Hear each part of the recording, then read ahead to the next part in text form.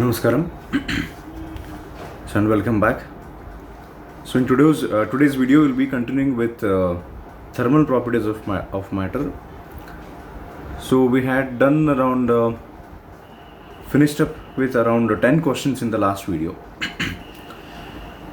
So I had told you that totally there will be 28 questions that we'll be solving on this chapter. Adralaga 10 questions now already mugishive. So we need to deal with the next 18 questions now.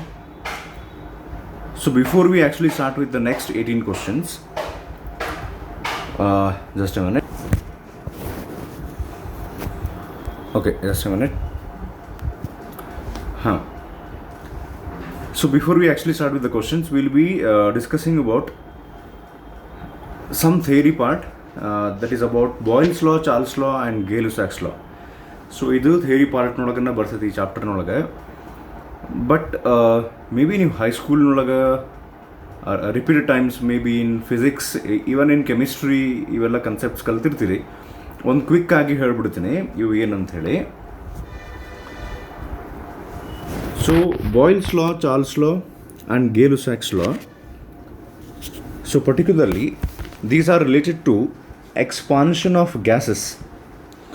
So actually ನಾವು ಯಾವಾಗ solids ಮತ್ತು liquids ಬಗ್ಗೆ discuss ಮಾಡ್ತೀವಲ್ಲ, so whenever we actually heat solids, they undergo volume expansion, okay, and there is change in temperature of the substance. Liquids nolagu same ಆಗ್ತದೆ. But when it comes to gases, there is one more thing which gets added, that is pressure. So whenever we heat a gas, there are changes that happen in pressure, volume and temperature. So three factors change for a gas when we heat that gas. So ಇವು ಮೂರರದು ಯಾವ ರೀತಿ connection ಐತಿ ಅಂತ ಅನ್ನೋದು ನಾವು ಈ Boyle's law, Charles law and Gay-Lussac's law ಅನ್ನೋಳಗೆ ಕಲಿಬಹುದು. So starting with Boyle's law. So Boyle's law ಎದ್ರ ಬಗ್ಗೆ ಹೇಳ್ತೈತಿ ಅಂದರೆ, at constant temperature, if you heat a gas at constant temperature, then volume of a given mass of a gas is inversely proportional to pressure. ಅಂದ್ರೆ ಈಗ ನೀವು constant ಟೆಂಪ್ರೇಚರ್ನೊಳಗೆ heat ಮಾಡ್ಕೊತ ಹೋದ್ರಿ ಅಂದ್ರೆ, okay, if volume increases, pressure of that gas decreases at constant temperature. If you are maintaining constant temperature and continuously heating the gas, the volume of the gas will increase, whereas pressure will decrease.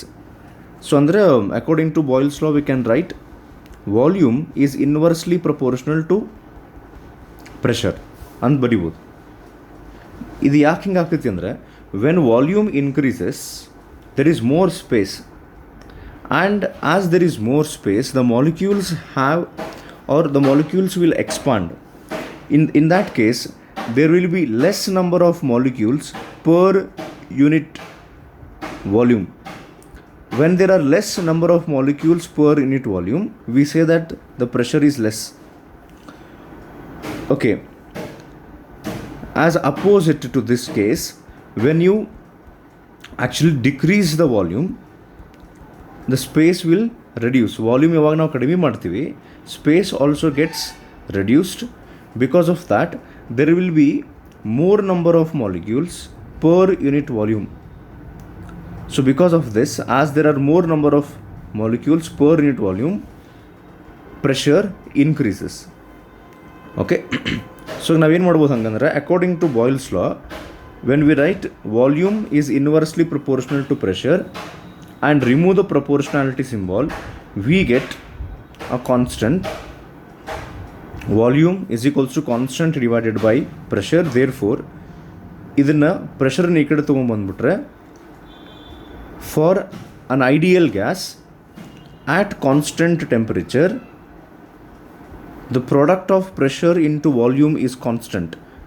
Okay, ಇದು ನಾವು boils ಲಾದು conclusion ಅಂತ ಹೇಳ್ಬೋದು. at constant temperature the product of pressure into volume is constant. So andre if pressure increases, volume decreases. or if pressure decreases, volume increases such that the product of those two remains constant. So ಇದು Boyle's ಲಾ. Okay, so similarly ಈಗ boils law ಒಳಗೆ ಹೆಂಗೆ temperature constant ಇತ್ತು, next ನಾವು ಕಲಿತೀವಿ ಯಾವುದು Charles ಲಾ. Okay, ಈ Charles ಲಾದೊಳಗೆ ಏನು ಮಾಡ್ತಾರೆ, ಪ್ರೆಷರ್ ಕಾನ್ಸ್ಟೆಂಟ್ ಇಡ್ತಾರೆ. ಸೊ ಪ್ರೆಷರ್ ಕಾನ್ಸ್ಟೆಂಟ್ ಇಟ್ಟು ನಾವು ಆ ಗ್ಯಾಸನ್ನು ಹೀಟ್ ಮಾಡ್ಕೊತ ಹೋದರೆ it is found that, just a minute, volume of the gas increases with temperature. That means we can say the volume of a gas, given mass of a gas, is directly proportional to temperature when pressure is kept constant. So ಇದು Charles law. So ಈಗ ನಾವು ಇಲ್ಲಿ proportionality symbol ತೆಗೆದು ಒಂದು constant ಬರೆದ್ರೆ ಆಮೇಲೆ temperature ಈ side ತೊಗೊಂಬಂದ್ರೆ ಇಲ್ಲೇ volume divide by temperature is constant ಅಂತ ಬರಿಬೋದು. ಲೈಕ್ ಈಗ ಆಗಲೇ ಬಾಯ್ಲ್ಸ್ ಲಾ ಒಳಗೆ ಟೆಂಪ್ರೇಚರ್ ಕಾನ್ಸ್ಟೆಂಟ್ ಇದ್ದಾಗ ನಾವು ಹೆಂಗೆ ಬರ್ದಿದ್ವಿ ಗೊತ್ತೇನ್ರಿ, P V is equals to constant ಬರ್ದಿದ್ವಿ. ಸೊ ದೇರ್ ಫೋರ್ ನಾವು ಹೆಂಗೆ ಬರೀಬೋದು ಅಂದರೆ P1 V1 is equals to P2 V2 is equals to P3 V3 and so on. Similarly ಇದು ಬಾಯ್ಲ್ಸ್ ಲಾ ಒಳಗೆ ಆತೀಗ. ಸೊ ಚಾರ್ಲ್ಸ್ ಲಾದೊಳಗೆ ನಮಗೇನು ಸಿಕ್ತು, volume divided by temperature is constant ಅಂದರೆ we can write V1 by T1 is equals to V2 by T2 and so on.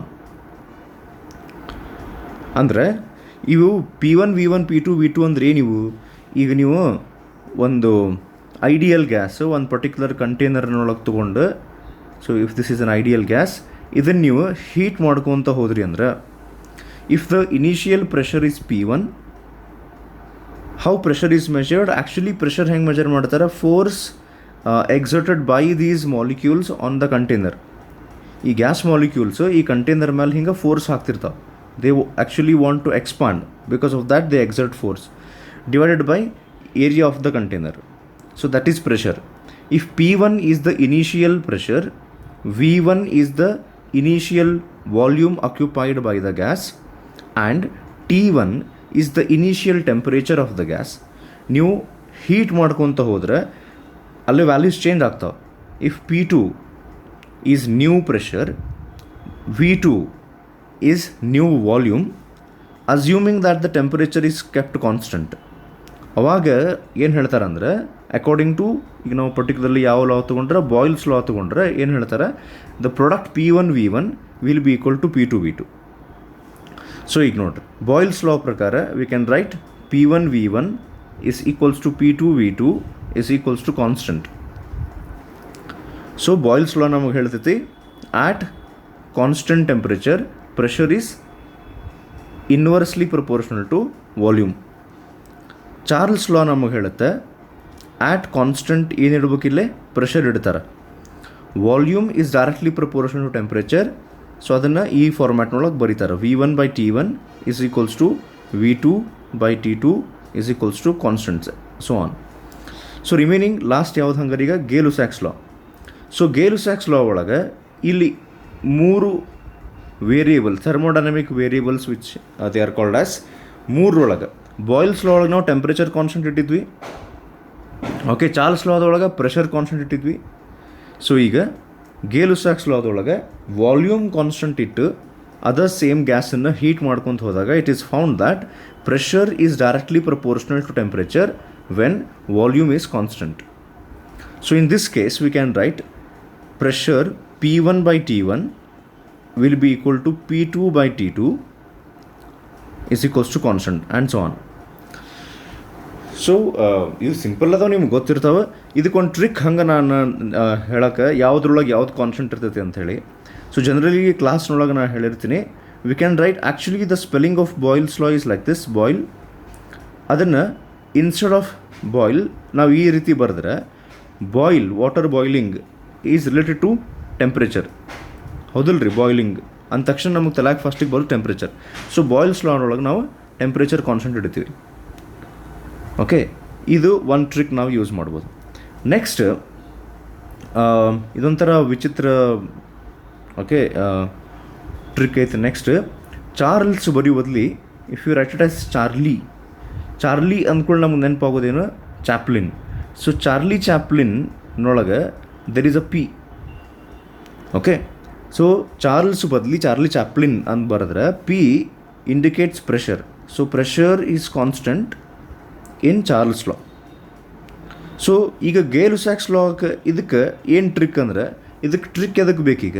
First ಎರಡಕ್ಕೆ ನಾವು trick ಮಾಡೀವಲ್ಲ, ಆಬ್ವಿಯಸ್ಲಿ ಪ್ರೆಷರ್ ವಾಲ್ಯೂಮ್ ಟೆಂಪ್ರೇಚರ್ನೊಳಗೆ ಟೆಂಪ್ರೇಚರ್ ಮತ್ತು ಪ್ರೆಷರ್ ಮುಗೀತಂದ್ರೆ ಉಳಿದಿದ್ದು ವಾಲ್ಯೂಮ್.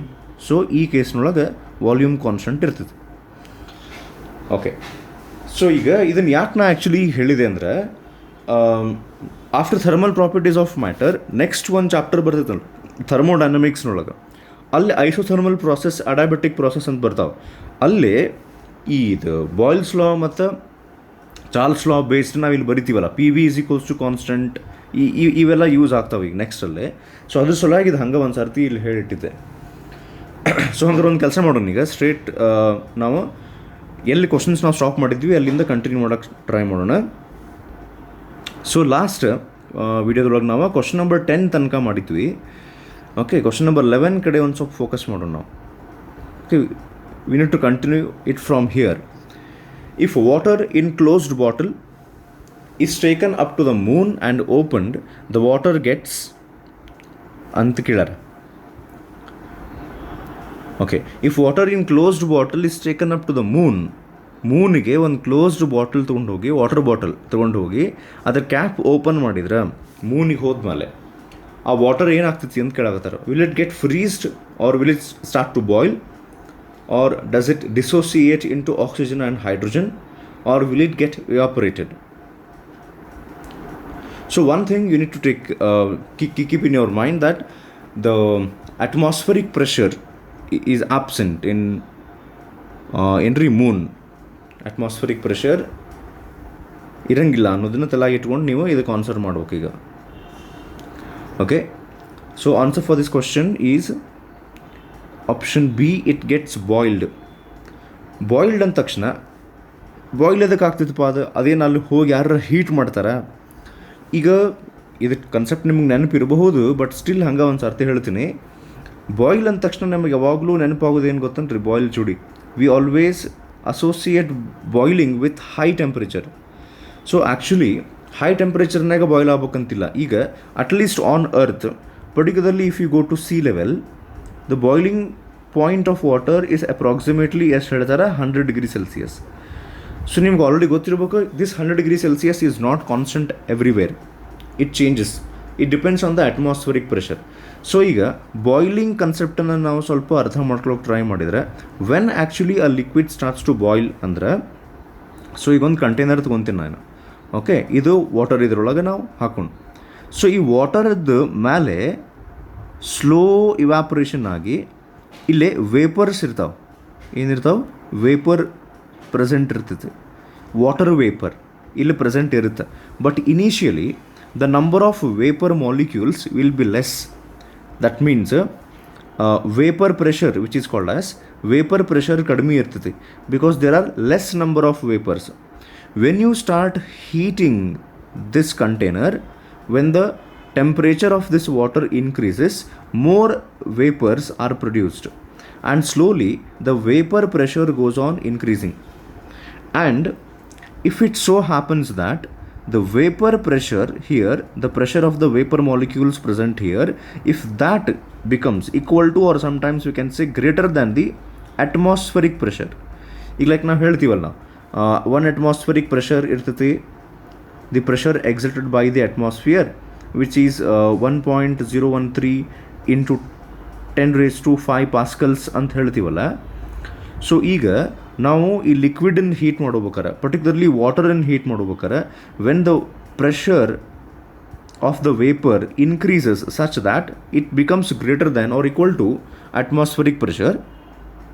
ಯಾಕಂದ್ರೆ ನಾವು ಹೀಟ್ ಮಾಡ್ದಂಗೆ ಇಲ್ಲೇ ವೇಪರ್ದು ಮಾಲಿಕ್ಯೂಲ್ಸ್ ಹೆಚ್ಚಿಗೆ ಹಾಕ್ಕೊತ ಹೋಗ್ತಾವೆ. When that exceeds the atmospheric pressure, so there is a rapid conversion of the liquid state to gaseous state. Fast ಆಗಿ ವೇಪರ್ಸ್ ಫಾರ್ಮ್ ಆಗೋಕ್ಕೆ ಸ್ಟಾರ್ಟ್ ಆಗ್ತಾವೆ. ಆ ಫಾಸ್ಟ್ ಆಗಿ ವೇಪರ್ ಸ್ಟಾರ್ಟ್ ಆಗೋಬೇಕಾದ್ರೆ ದ್ಯಾಟ್ ಲುಕ್ಸ್ ಲೈಕ್, ಅಂದ್ರೆ ಆ ಬಾಯ್ಲಿಂಗ್ ಅಂತ ನಾವು ಕನ್ಸೆಪ್ಟ್ ಕರಿತೀವಲ್ಲ, actually that is rapid conversion of liquid state to gaseous state. ಫಾಸ್ಟಾಗಿ ವೇಪರ್ಸ್ ಫಾರ್ಮ್ ಆಗ್ತಾವೆ, ಅದಕ್ಕೆ ನಾವು ಬಾಯ್ಲಿಂಗ್ ಅಂತ ಕರಿತೀವಿ. ಸೊ ಇದಕ್ಕೆ ಯಾವಾಗ ಪಾಸಿಬಲ್ ಐತಿ ಅಂದರೆ when the vapour pressure of the liquid exceeds the atmospheric pressure. ಈಗ ಮೂನಿಗೆ ನೀವು ಒಂದು ಬಾಟಲ್ ತೊಗೊಂಡು ಹೋಗಿಟ್ಟಾಗ, ಓಕೆ, ಬಾಟ್ಲ್ ಬದಲಿ ನಾನು ಸಿಂಪಲ್ ಆಗಿ ಇಲ್ಲೊಂದು ಕಂಟೈನರ್ ಡ್ರಾ ಮಾಡ್ತೀನಿ. ಸೊ ಇದು ವಾಟರ್, ಇಲ್ಲಿ ನಾವು ಮೂನದ ಅಟ್ಮಾಸ್ಫಿಯರ್ನೊಳಗದೀವಿ ಅಂದ್ರೆ ಮೂನ್ನೊಳಗೆ ಅಟ್ಮಾಸ್ಫಿಯರಿಕ್ ಪ್ರೆಷರೇ ಇಲ್ಲ, ಅದಕ್ಕೆ ಸ್ವಲ್ಪ ವೇಪರ್ಸ್ ಇಲ್ಲ ಫಾರ್ಮ್ ಆದ ತಕ್ಷಣ vapour pressure exceeds atmospheric pressure. So obviously the conversion starts. ಯಾವುದು? Liquid to gas. ವೇಪರ್ಸ್ ಫಾಸ್ಟಾಗಿ ಸ್ಟಾರ್ಟ್ ಆಗ್ತವೆ, which we refer to as the process of boiling. So ಇದಕ್ಕೆ ರೀಸನ್ ಗೊತ್ತಾಗ್ತಂತ ಅಂದ್ಕೊಂಡಿನಿ ಕ್ವಶನ್ ನಂಬರ್ 11ಗೆ. Okay, will move on to the next question ನಾವು. Question number 12. A new scale of temperature called X scale is, ID agitad actually, it should be is. A new scale of temperature called X scale is defined with ice point as minus 10 degree X and steam point ಅಥವಾ boiling point at 90 degree X. What temperature on the X scale will correspond to 40 degree Celsius? ಈಗ ನೋಡ್ರಿ, ಅವ್ರು ಏನು ಹೇಳಕ್ಕೆ try ಮಾಡಕತ್ತಾರ, ಇದೊಂದು thermometer ಅಂತ consider ಮಾಡಿರಿ ಈಗ. So this is a normal kind of thermometer. ಇದ್ರ ಮೇಲೆ ನಾವು ಕ್ಯಾಲಿಬ್ರೇಟಿಂಗ್ ಮಾಡೋಬೇಕಾರೆ Celsius scale of temperature use ಮಾಡೀವಿ ಅಂತ ಅನ್ಕೊಂಡು, normal Celsius scale of temperature. So in Celsius scale of temperature, generally the lowest point, which is referred to as lower fixed point ಅಂತ ಕರೀತಾರೆ. Lower fixed point is generally 0 degree Celsius, which is freezing point of water, you can call it as, or you can also call it as ice point. So lowest fixed point 0 degree Celsius. ಹೌದಾ? Boiling point ಎಷ್ಟು ಇರ್ತೈತೆ ರೀ? 100 degree Celsius. So this is Celsius scale of temperature. ಈಗ ಈ ಕ್ವಶನ್ನ ಹೇಳಾಗತ್ತಾರ, ಒಂದು new scale of ಟೆಂಪ್ರೇಚರನ್ನ ಡಿಸ್ಕವರ್ ಮಾಡ್ಯಾರಂತ. So we know that there is Kelvin scale of temperature, ಇನ್ನೊಂದು ಸೆಲ್ಸಿಯಸ್, ಇನ್ನೊಂದು Fahrenheit. So different scale of temperature ಬರ್ತಾವಲ್ಲ, ಹಂಗೆ ಇವು ಮೂರನ್ನು ಬಿಟ್ಟು ಹೊಸಾದ ಒಂದೇನೋ ನ್ಯೂ ಸ್ಕೇಲ್ ಆಫ್ ಟೆಂಪ್ರೇಚರನ್ನ, ಇದು ಇಮ್ಯಾಜಿನರಿ ಕ್ವಶನ್ ರೀ. ಹಂಗೆ ಈಗ if a new scale of temperature called X scale, Celsius ಅಲ್ಲ, ಕೆಲ್ವಿನ್ನೂ ಅಲ್ಲ, ಫ್ಯಾರನ್ಹೀಟು ಅಲ್ಲ, ಎಕ್ಸ್ ಸ್ಕೇಲ್ ಈಸ್ ಡಿಫೈನ್ಡ್. ಅದ್ರೊಳಗೆ ಐಸ್ ಪಾಯಿಂಟ್ 0 ಬದಲಿ ಅಂದ್ರೆ ನೀವು ಆ ಹೊಸ ಸ್ಕೇಲ್ ಆಫ್ ಟೆಂಪ್ರೇಚರ್ ಯೂಸ್ ಮಾಡಕತ್ತೀರಂತ ತಿಳ್ಕೊರಿ. ಅವಾಗ ಯಾರೋ ಬಂದು ನಿಮಗೆ ಕೇಳಿದರು what is the freezing point of water ಅಂದ ತಕ್ಷಣ you cannot say 0 degree Celsius. ಅವಾಗ ನೀವು ಹೇಳ್ಬೇಕಾಗ್ತೈತಿ according to that scale it is -10 degree X. ಇಲ್ಲಿ ನಾವು ಸೆಲ್ಸಿಯಸ್ ಅಂತೀವಲ್ಲ, ಕೆಲ್ವಿನ್ ಸ್ಕೇಲ್ ಇದ್ರೆ ಕೆಲ್ವಿನ್ ಅಂತಂತೀವಿ. So we don't know the name of this scale. ಇದು ಸದ್ಯ ಅವರು ಎಕ್ಸ್ ಸ್ಕೇಲ್ ಅಂದಾರ. So in that new scale the freezing point of water is not 0 degree Celsius. The same 0 degree Celsius is now referred to as -10 degree X. Okay, and next boiling point of water. Generally ನಾವೇನು thermometers use ಮಾಡ್ತೀವಿ, particularly Celsius scale of temperature use ಮಾಡಿದಾಗ highest point generally okay is 100 degree Celsiusಗೆ stop ಮಾಡಿರ್ತಾರೆ. ಈಗ ಈ new scale of ಟೆಂಪ್ರೇಚರ್ನೊಳಗೆ instead of 100 degree they are calling it as 90 degree X. ಅಂದರೆ in this new scale of temperature ನಿಮ್ಗೆ ಯಾರೋ ಕೇಳಿದರು what is the boiling point of water, ಅವಾಗ ನೀವು 100 degree Celsius ಅನ್ನೋ ಬದಲಿ 90 degree X ಅಂತ ಅನ್ಬೇಕು. ಆತ ಹಂಗಾರೆ ಕ್ವಶನ್ ಏನಿದ್ರೊಳಗೆ ಅಂದ್ರೆ they are asking in this new scale of temperature what 40 degree Celsius corresponds to ಅಂಥೇಳಿ. ಅಂದರೆ 0 degree Celsius means in the new scale it is -10 degree X. 100 degree Celsius in the new scale is 90 degree X. Then they are asking, then 40 degree Celsius means what in the new scale ಅಂತ ಕೇಳಾಗ್ತಾರೆ. So actually ಈ question ಭಾಳ simple ಐತಿ. ಇಲ್ಲಿ ನೀವು observe ಮಾಡಿದರೆ 0ಕ್ಕೆ ಇಲ್ಲೇ 10 ಕಡಿಮೆ ಆಗೈತೆ, 100ಗೂ ಇಲ್ಲಿ 10 ಕಡಿಮೆ ಆಗೈತೆ. ಸೊ ಆಬ್ವಿಯಸ್ಲಿ ನಾರ್ಮಲ್ ಸೆಲ್ಸಿಯಸ್ ಸ್ಕೇಲ್ನೊಳಗೆ 40 degree Celsius ಅಂದರೆ definitely in the new scale it will be 30 degree X. So ಇದು ಆ್ಯಕ್ಚುಲಿ ಸಿಂಪಲ್ ಐತಿ. Answer option B 30 degree X.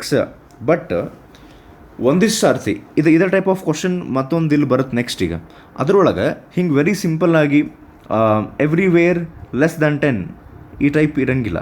So for that we have a formula actually.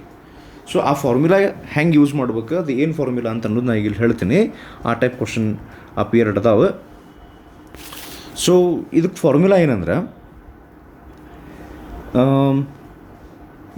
Left hand side ಮತ್ತು right hand ಸೈಡ್ನೊಳಗೆ ನಾವು ಇಲ್ಲಿ ನಮ್ಮದು Celsius ಸ್ಕೇಲಿಗೆ ಸಂಬಂಧಪಟ್ಟಂಗೆ ಇಲ್ಲೇ ಆ new X scale ಇರ್ತದಲ್ಲ ಅದಕ್ಕೆ ಸಂಬಂಧಪಟ್ಟಂಗೆ ಒಂದಿಷ್ಟು ವ್ಯಾಲ್ಯೂಸ್ ಬರಿತೀವಿ. ಹೆಂಗೆ ಅದು ಬರ್ತದೆ ಫಾರ್ಮುಲಾ ಅಂತ ಹೇಳ್ತೀನಿ.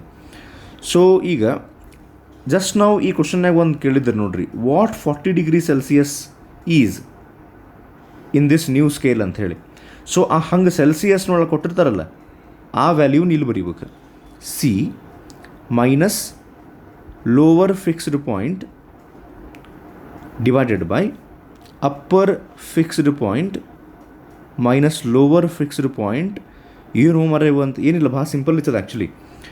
ಹೇಳ್ತೀನಿ, X minus lower fixed point divided by upper fixed point minus lower fixed point.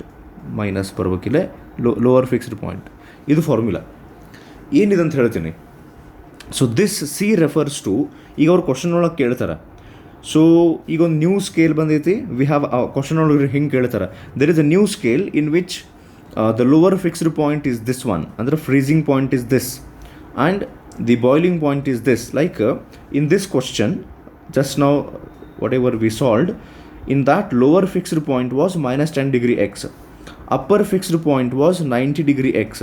ಈ ರೀತಿ ಬೇರೆ ಬೇರೆ ವ್ಯಾಲ್ಯೂ ಕೊಟ್ಟಿರ್ತಾರೆ ಇನ್ನೊಂದು ಯಾವುದೋ ಕ್ವಶನ್ ಒಳಗೆ. ಮೈನಸ್ ಮತ್ತು ಲೋವರ್ ಫಿಕ್ಸ್ಡ್ ಪಾಯಿಂಟ್ ಐತಿ ಅಂದ್ರೆ ಮೈನಸ್ 10 ಡಿಗ್ರಿ ಎಕ್ಸ್ ಆತೀಗ ಅದು. ಓಕೆ, ಏನು ವ್ಯಾಲ್ಯೂಸ್ ಹಾಕ್ಬೇಕು ಗೊತ್ತಾತಲ್ಲ. ನೆಕ್ಸ್ಟ್ ಈಗ ನೋಡ್ರಿ, ಈ ಸೈಡ್ ಏನು ಬರೀಬೇಕು ನಾವು ಲೆಫ್ಟ್ ಹ್ಯಾಂಡ್ ಸೈಡ್ನೊಳಗೆ, this is lower fixed point of the Celsius scale. Celsius ಸ್ಕೇಲ್ನೊಳಗೆ ಲೋವರ್ ಫಿಕ್ಸ್ಡ್ ಪಾಯಿಂಟ್ ಯಾವುದು? 0. ಅಂದರೆ ಆ್ಯಕ್ಚುಲಿ ಇಲ್ಲೇ ಸಿ ಮೈನಸ್ 0 ಮಾಡಿದ್ರೆ ಸಿ ಅಷ್ಟೇ ಉಳಿತೈತಿ ಈಗ ಅದು.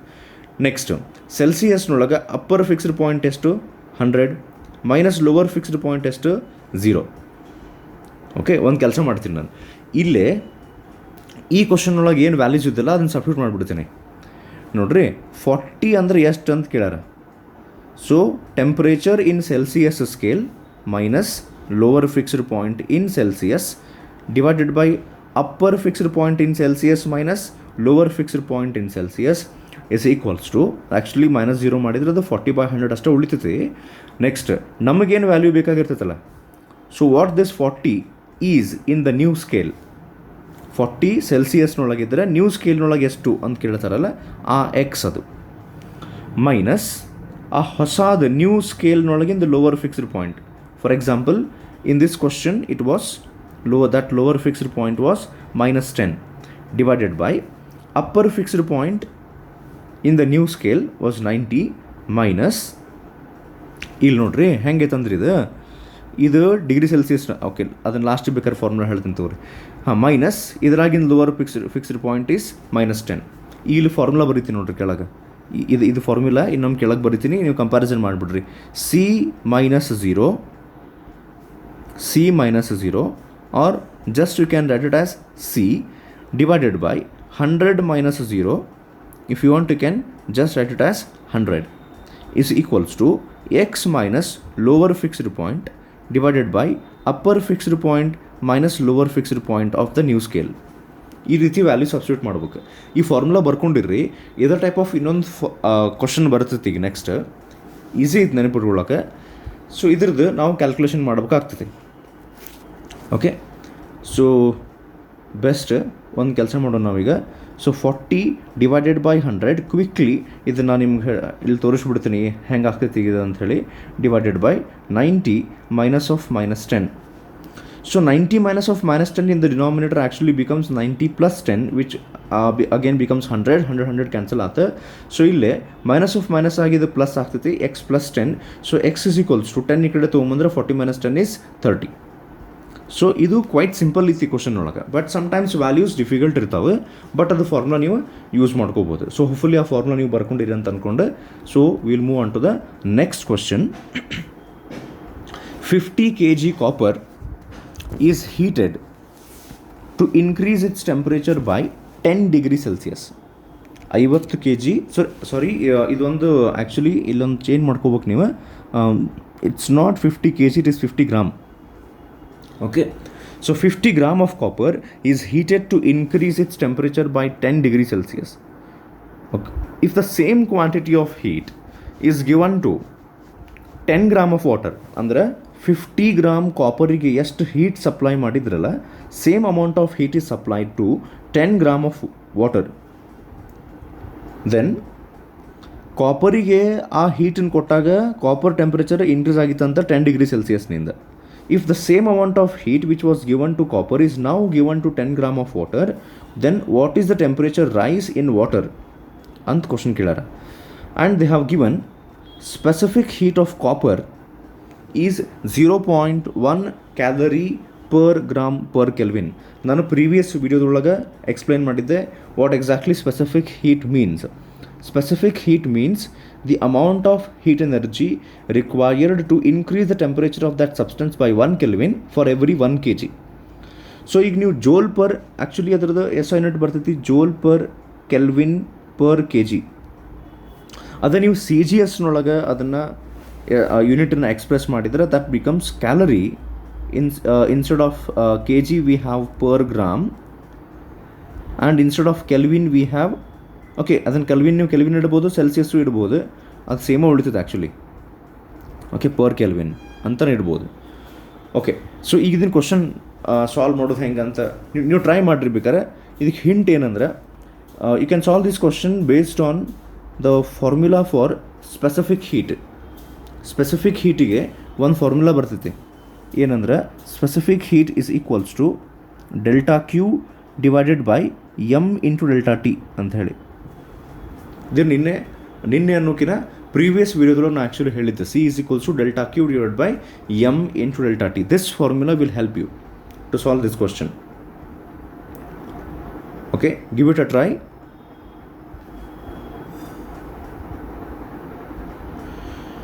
So if you have solved it correctly, the answer must be the temperature that rises for water is 5 degree Celsius. ಹೆಂಗೆ ಅಂತ ಹೇಳ್ತೀನಿ. ಸೊ ಈಗ ಇಲ್ಲೇ ಅವ್ರು ಏನು ಹೇಳ್ಯಾರ, same amount of heat is given for both copper and water. ಹೌದಾ? So ಅದಕ್ಕೆ ನಾವೇನು ಮಾಡೋಣ, ಈ formula which is C is equals to delta Q divided by M into delta T, ಇದನ್ನು we will express it for heat. Delta ಕ್ಯೂಗೆ substitute ಮಾಡ್ಕೊರಿ. Then the formula becomes specific heat capacity into mass into change in temperature. So as same heat is given for both copper and water, ನಾವೇನು ಮಾಡ್ಬೋದು ಅಂದರೆ we can equate this part for both copper and water. Like ಹೆಂಗಂದ್ರೆ specific heat of copper multiplied by mass of copper into change in temperature of copper is equals to, ಎರಡು ಕಡೆ same heat ಕೊಟ್ಟಾರಲ್ಲ, so ಅದಕ್ಕೆ specific heat of water multiplied by mass of water and change in temperature of water. So ಇದು copper ಇತ್ತು. So ಈಗ value substitute ಮಾಡ್ಕೊತ ಬರ್ರಿ. ಕಾಪರ್ದು specific heat capacity ಅವ್ರು ಕೊಟ್ಟಾರ 0.1 multiplied by mass of copper ಅವ್ರು ಕೊಟ್ಟಾರ 50 gram and change in temperature ಎಷ್ಟಾಗಿತ್ತು ಅಂತ ಕಾಪರ್ದು 10.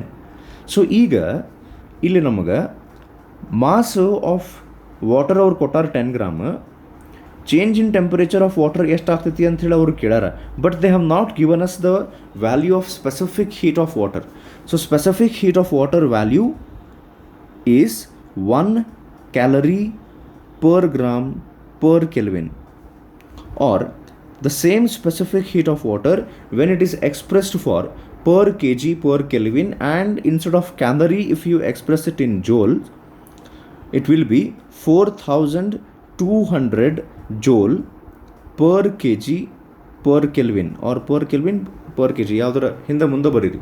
ಸೊ ಈ ವ್ಯಾಲ್ಯೂ ನೀವು ಆ್ಯಕ್ಚುಲಿ ಬೈ ಹಾರ್ಟ್ ಮಾಡ್ಬೇಕು. Specific heat of water value ಒಂದಿಷ್ಟು ಕ್ವಶನ್ಸ್ನೊಳಗೆ ಕೊಟ್ಟಿರಂಗಿಲ್ಲ, ಒಂದಿಷ್ಟರೊಳಗೆ ಕೊಡ್ತಾರೆ. ಸೊ ಈಗ ಇಲ್ಲೇ ಅವರು ಕೊಟ್ಟಿದ್ದು ಕಾಪರ್ದು ಸ್ಪೆಸಿಫಿಕ್ ಹೀಟು ಕ್ಯಾಲರಿ ಒಳಗೆ ಎಕ್ಸ್ಪ್ರೆಸ್ ಮಾಡ್ಯಾರ ಅಂದ್ರೆ ನಾವು ವಾಟರ್ದು 1 ಅಂತ ಬರ್ಕೊಂಡು ವಿಲ್ ಚೂಸ್ ದಿಸ್ 1. ಸೊ ಇಲ್ಲದೆ ನಾವು ಕ್ಯಾಲ್ಕುಲೇಷನ್ ಈಗ ಮಾಡಿದರೆ ಓಕೆ, ಇದು 10 ಕ್ಯಾನ್ಸಲ್ ಆಗಿಬಿಡ್ತೈತಿ. ವೆರಿ ಸ್ಟ್ರೇಟ್ ಫಾರ್ವರ್ಡ್ ಕ್ಯಾಲ್ಕುಲೇಷನ್ ಐತಿ. 50 into 0.1 is 5. So change in temperature of water, finally we have the answer 5 degree Celsius.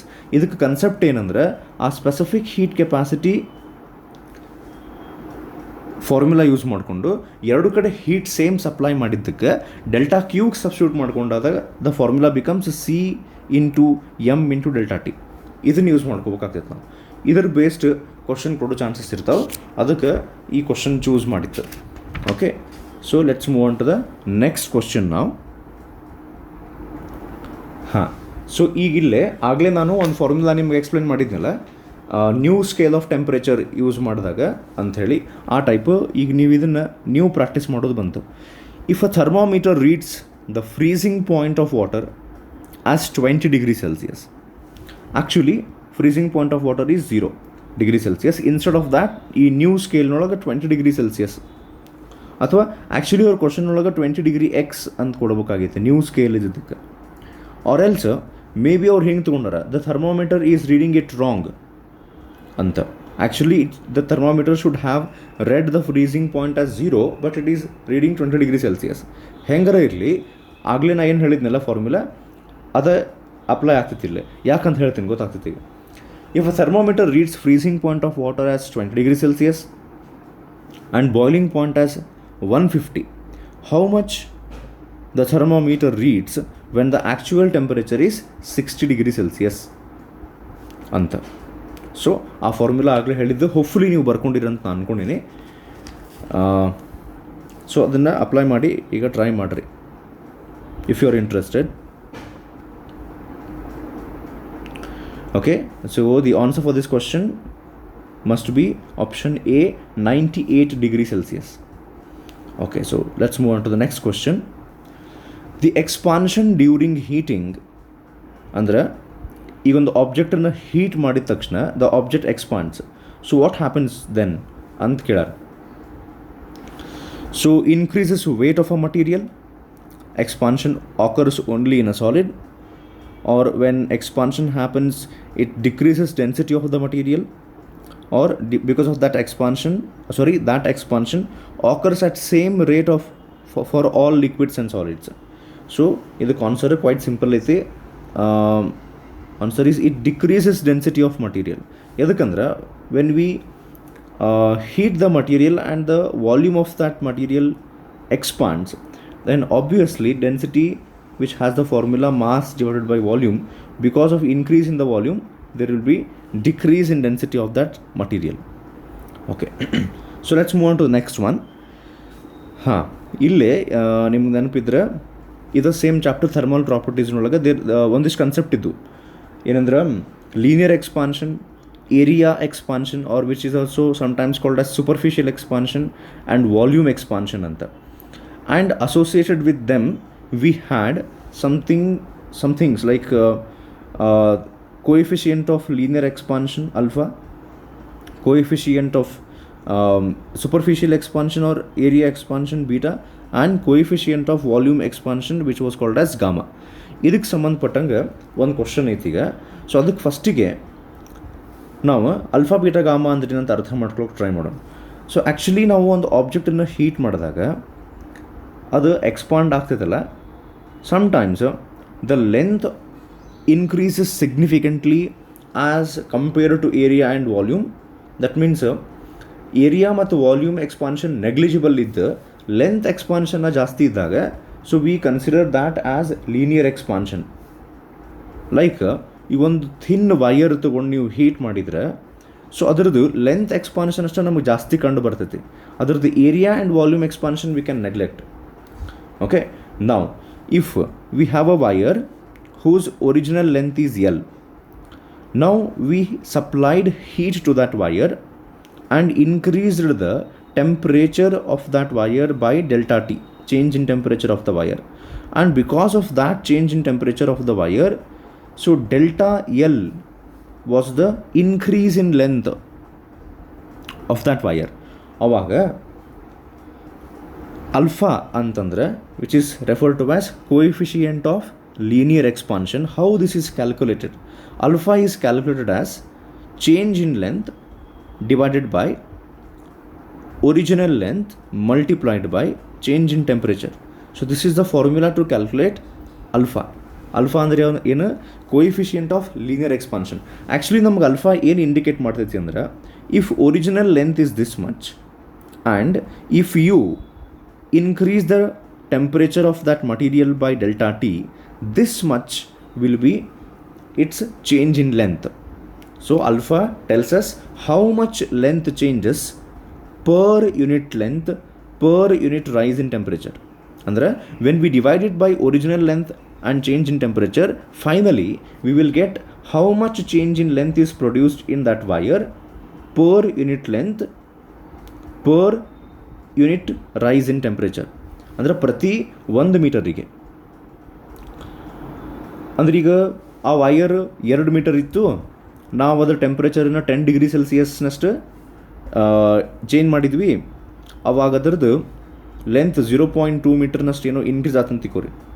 ಅವಾಗ ನಾವು ಈ ಫಾರ್ಮುಲಾ ಹಚ್ಚಿದ್ರೆ alpha is equals to change in length divided by original length into change in temperature ಮಾಡಿದರೆ ಇದಕ್ಕೆ ಒಂದು ಕೆಲಸ ಮಾಡೋಣ. Will write this as ಹಂಗೆ ಒಂದು example ಹೇಳಾಕತ್ತೀನಿ.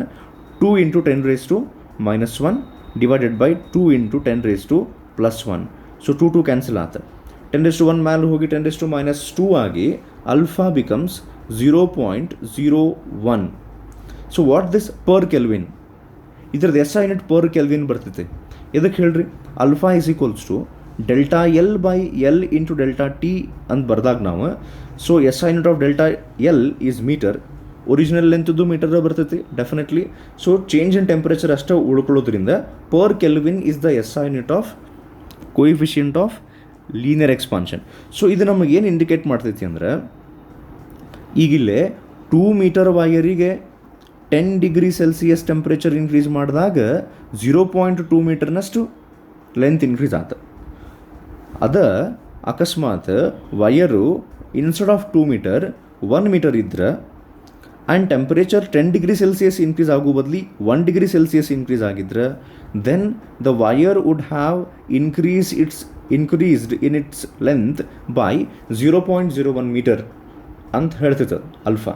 So alpha indicates us or tells us how much length changes for that wire if the original length was 1 meter and if temperature was raised by 1 degree Celsius. Similarly, like alpha, we have something called as beta. So this tells us change in area. So sometimes like ನೀವು ಒಂದು sheet ತೊಗೊಂಡ್ರಿ ಇದನ್ನು heat ಮಾಡಿದ್ರಿ ಅಂದ್ರೆ, so for this sheet its increase in area is significant as compared to its change in length or volume. So as compared to area, the change in length and volume are negligible.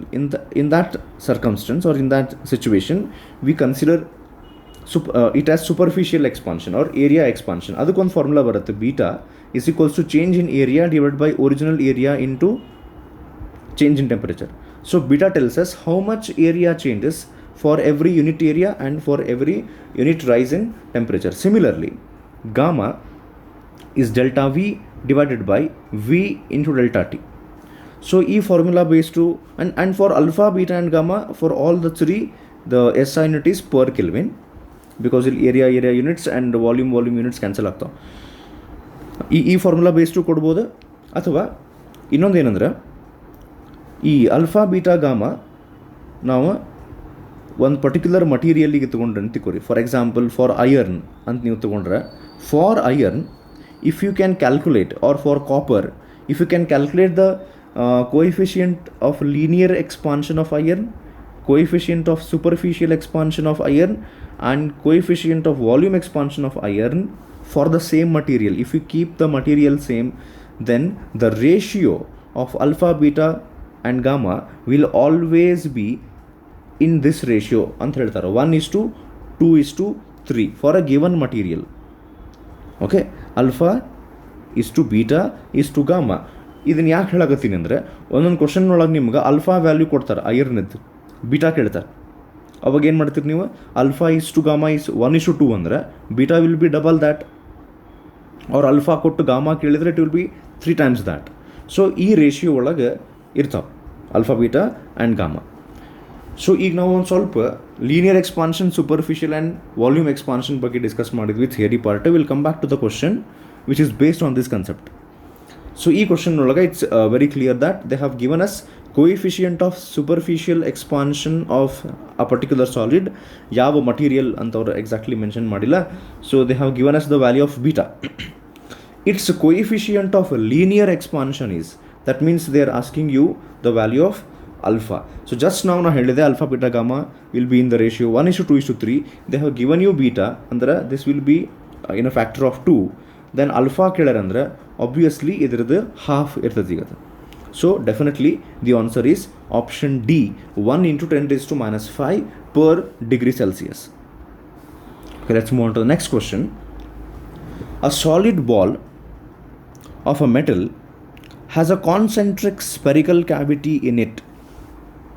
Okay, a solid ball ಐತಿ, but they say it is solid, but ಅದರೊಳಗೆ ಒಂದು spherical cavity ಐತೆ ಅಂತ. If the ball is heated, then what happens to the volume of the cavity ಅಂತ ಕೇಳಕತ್ತಾರ. ಏನು question ಅಂದರೆ, ಒಂದು ball, so ಈ ಬಾಲ್ನೊಳಗೆ ಒಂದು ಕ್ಯಾವಿಟಿ ಐತೆ ಒಳಗೆ.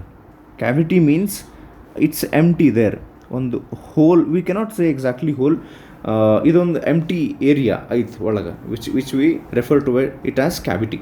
So if this ball is heated, what happens to the volume of this cavity ಅಂತ question ಕೇಳಾಕತ್ತಾರೆ ಈಗ ಅವ್ರು.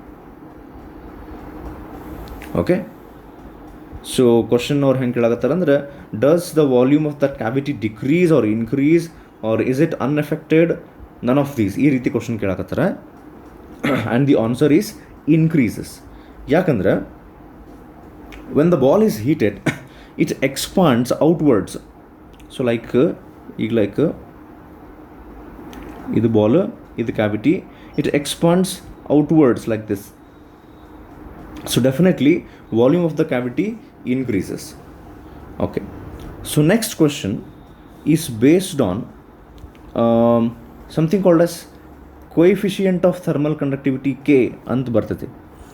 ಸೊ ಈಗ ಲೈಕ್ ನಾನು ಒಂದು ಕೆಲಸ ಮಾಡೋಣ, ಒಂದು ಸ್ವಲ್ಪ ಥಿಯರಿ ಪಾರ್ಟಿಗೆ ಹೋಗಿ ಪಟ್ ಅಂತ ಹೇಳಿ ಅರ್ಥ ಮಾಡ್ಕೊಂಡು ಟ್ರೈ ಮಾಡೋಣ. There are 3 modes of heat transfer. ಇದು ನಿಮಗೆ ಕೇಳ್ದಂಗೆ ಇರ್ಬೇಕು.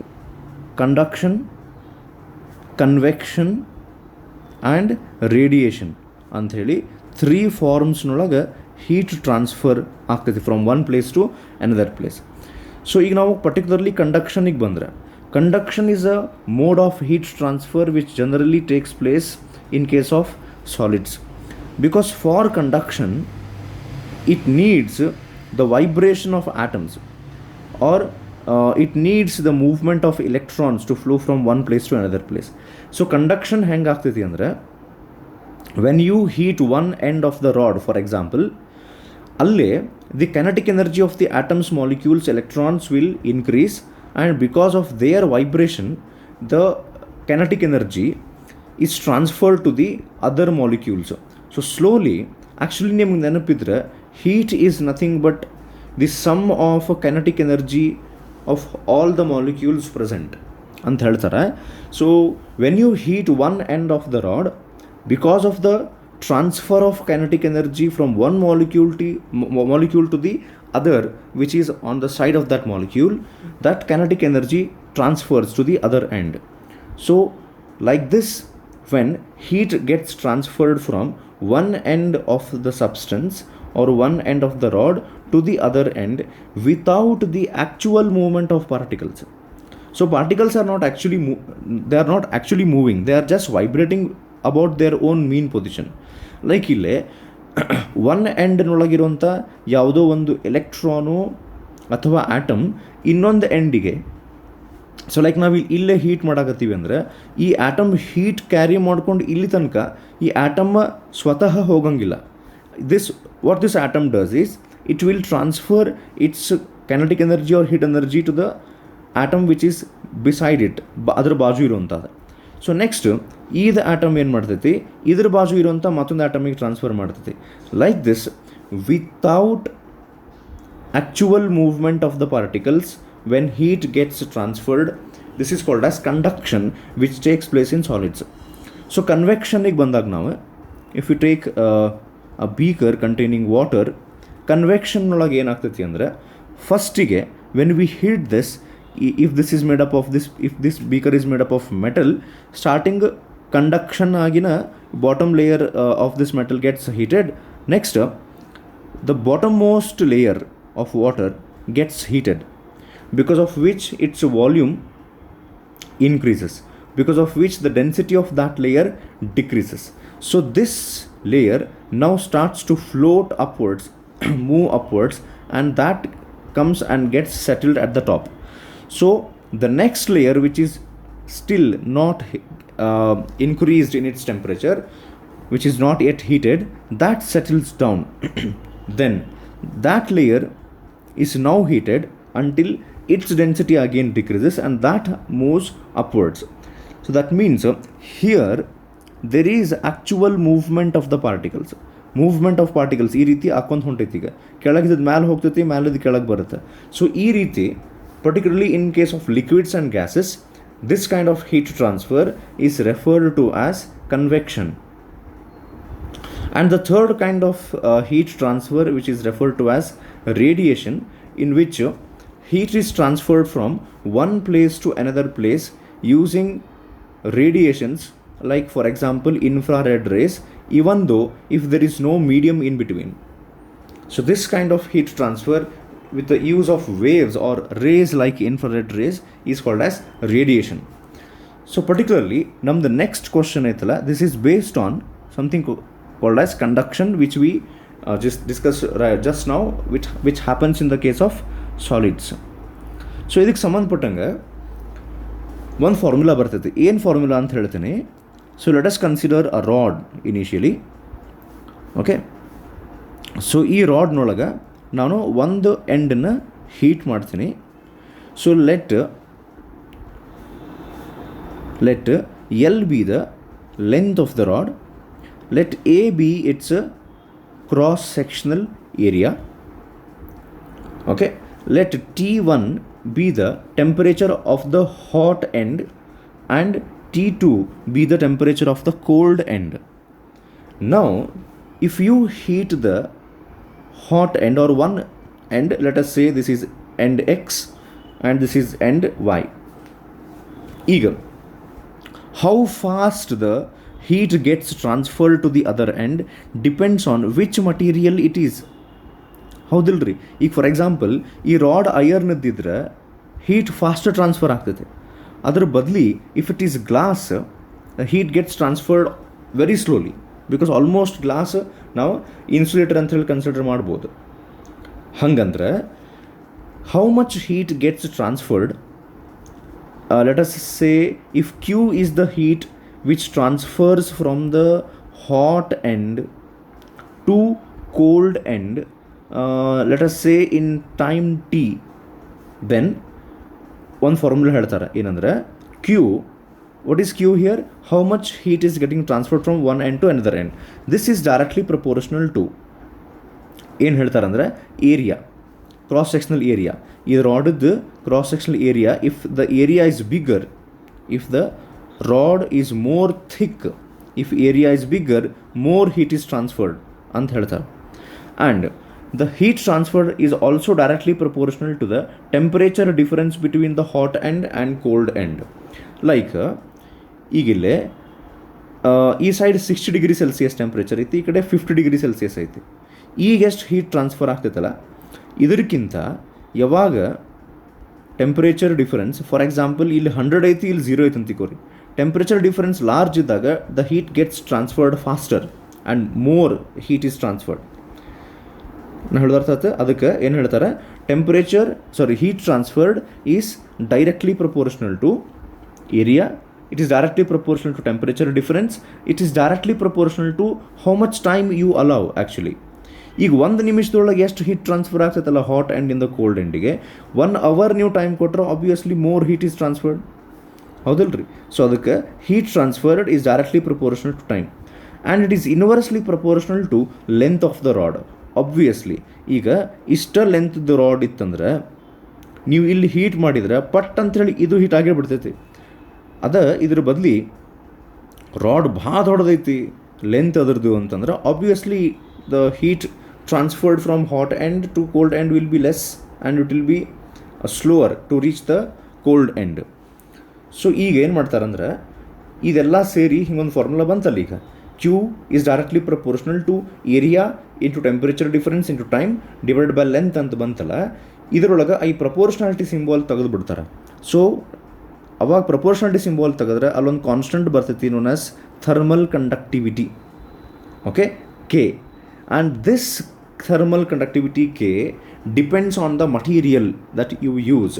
ನಾ ಆಗಲೇ ಹೇಳಿದ್ನಲ್ಲ, ಹಾಟ್ ಎಂಡಿಂದ ಕೋಲ್ಡ್ ಎಂಡಿಗೆ ಹೀಟ್ ಎಷ್ಟು ಟ್ರಾನ್ಸ್ಫರ್ ಆಗ್ತೈತಿ ಅಂತ ಅನ್ನೋದು it does not only depend on the area, temperature difference, ಇದೆಲ್ಲ ಇರಲಿ. ಈಗ ಮಟೀರಿಯಲ್ ಐರನ್ ಬದಲಿ ನೀವು ಪ್ಲಾಸ್ಟಿಕ್ ತೊಗೊಂಡ್ಬಿಟ್ರಿ ಅಂದ್ರೆ ಹೀಟ್ ಟ್ರಾನ್ಸ್ಫರ್ ಆಗಂಗೆ ಇಲ್ಲ, because plastic is insulator.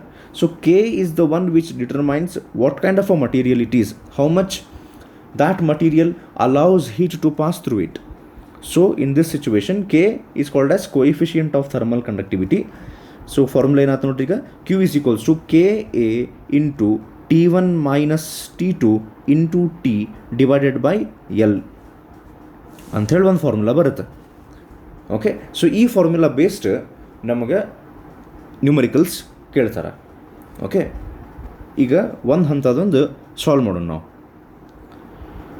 A slab of stone of area 0.36 meters square and thickness 0.1 meter is exposed on the lower surface to steam at 100 degrees Celsius. One end nolaga. A block of ice at 0 degrees Celsius rests on the upper surface of that slab. Okay, next 1 ತಾಸು ನೊಳಗೆ 1 hour ನೊಳಗೆ 4.8 kg of ice melt ಆದ್ರೆ what is the thermal conductivity of that slab ಅಂತ ಕೇಳಾಕತ್ತಾರೆ. So quite simple ಐತಿ. This looks difficult ಅಷ್ಟೇ, quite simple ಐತಿ. Explain ಮಾಡ್ತೀನಿ ಹೆಂಗೆ ಅಂಥೇಳಿ. ಈಗ ನಾ ಆಗಲೇ ಹೇಳಿದ್ನಲ್ಲ, ಒಂದು ರಾಡ್ನೊಳಗೆ ಒಂದು ಕಡೆ ಹಾಟ್ ಎಂಡ್ ಅಂತ ಕನ್ಸಿಡರ್ ಮಾಡ್ತೀವಿ ನಾವು ವಿತ್ ಟೆಂಪ್ರೇಚರ್ T1, ಇನ್ನೊಂದು ಕಡೆ ಕೋಲ್ಡ್ ಎಂಡ್ ಟೆಂಪ್ರೇಚರ್ T2. ಇಲ್ಲಿ ಇನ್ಸ್ಟೆಡ್ ಆಫ್ ರಾಡ್ ಹಿಂಗೆ ಸ್ಟ್ರೇಟ್ ಹಿಂಗೆ ಹಾರಿಜಾಂಟಲ್ ರಾಡ್ ತೊಗೊಳ್ಳೋ ಬದಲಿ ಅವರು ಹೆಂಗೆ ತೊಗೊತಾರೆ ಅಂತ ಹೇಳ್ತೀನಿ. ಇಲ್ಲೊಂದು ಸ್ಲ್ಯಾಬ್ ಅಂತ, maybe it's kind of a stone or metal. ಇಲ್ಲಿ ಕೆಳಗೆ ಅದನ್ನು ಹೀಟ್ ಮಾಡಾಕತ್ತಾರ ಅಥವಾ ಸ್ಟೀಮ್ ಎಕ್ಸ್ಪೋಸ್ ಮಾಡ್ಯಾರ, ಟೆಂಪರೇಚರ್ 100 ಡಿಗ್ರಿ ಸೆಲ್ಸಿಯಸ್. ಸೊ ಇದ್ರ ಮೇಲೆ what they have done is they have kept a huge ice block. So ice block ಅಂದ್ರೆ ಈಗ ನೋಡ್ರಿ, ಈ ಸ್ಲ್ಯಾಬಿಗೆ one end is expose to 100 degree Celsius, ಇದರ ಮೇಲೆ ಐಸ್ ಇಟ್ಟರ್ ಅಂದ್ರೆ another end is expose to 0 degree Celsius.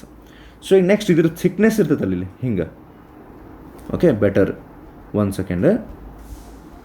So ಇದ್ರ ಥಿಕ್ನೆಸ್ ಇರುತ್ತಲ್ಲ, ಇದಕ್ಕೆ ನಾವು ಆಗಲೇ ರಾಡ್ ನಾವು ಹಿಂಗೆ ಡ್ರಾ ಮಾಡಿದರೆ ಲೆಂತ್ ಅಂತ ಏನು ಕನ್ಸಿಡರ್ ಮಾಡ್ತೀವಲ್ಲ ಆ ಲೆಂತ್ ಇಲ್ಲಿ ಬರ್ತೈತಿ thickness.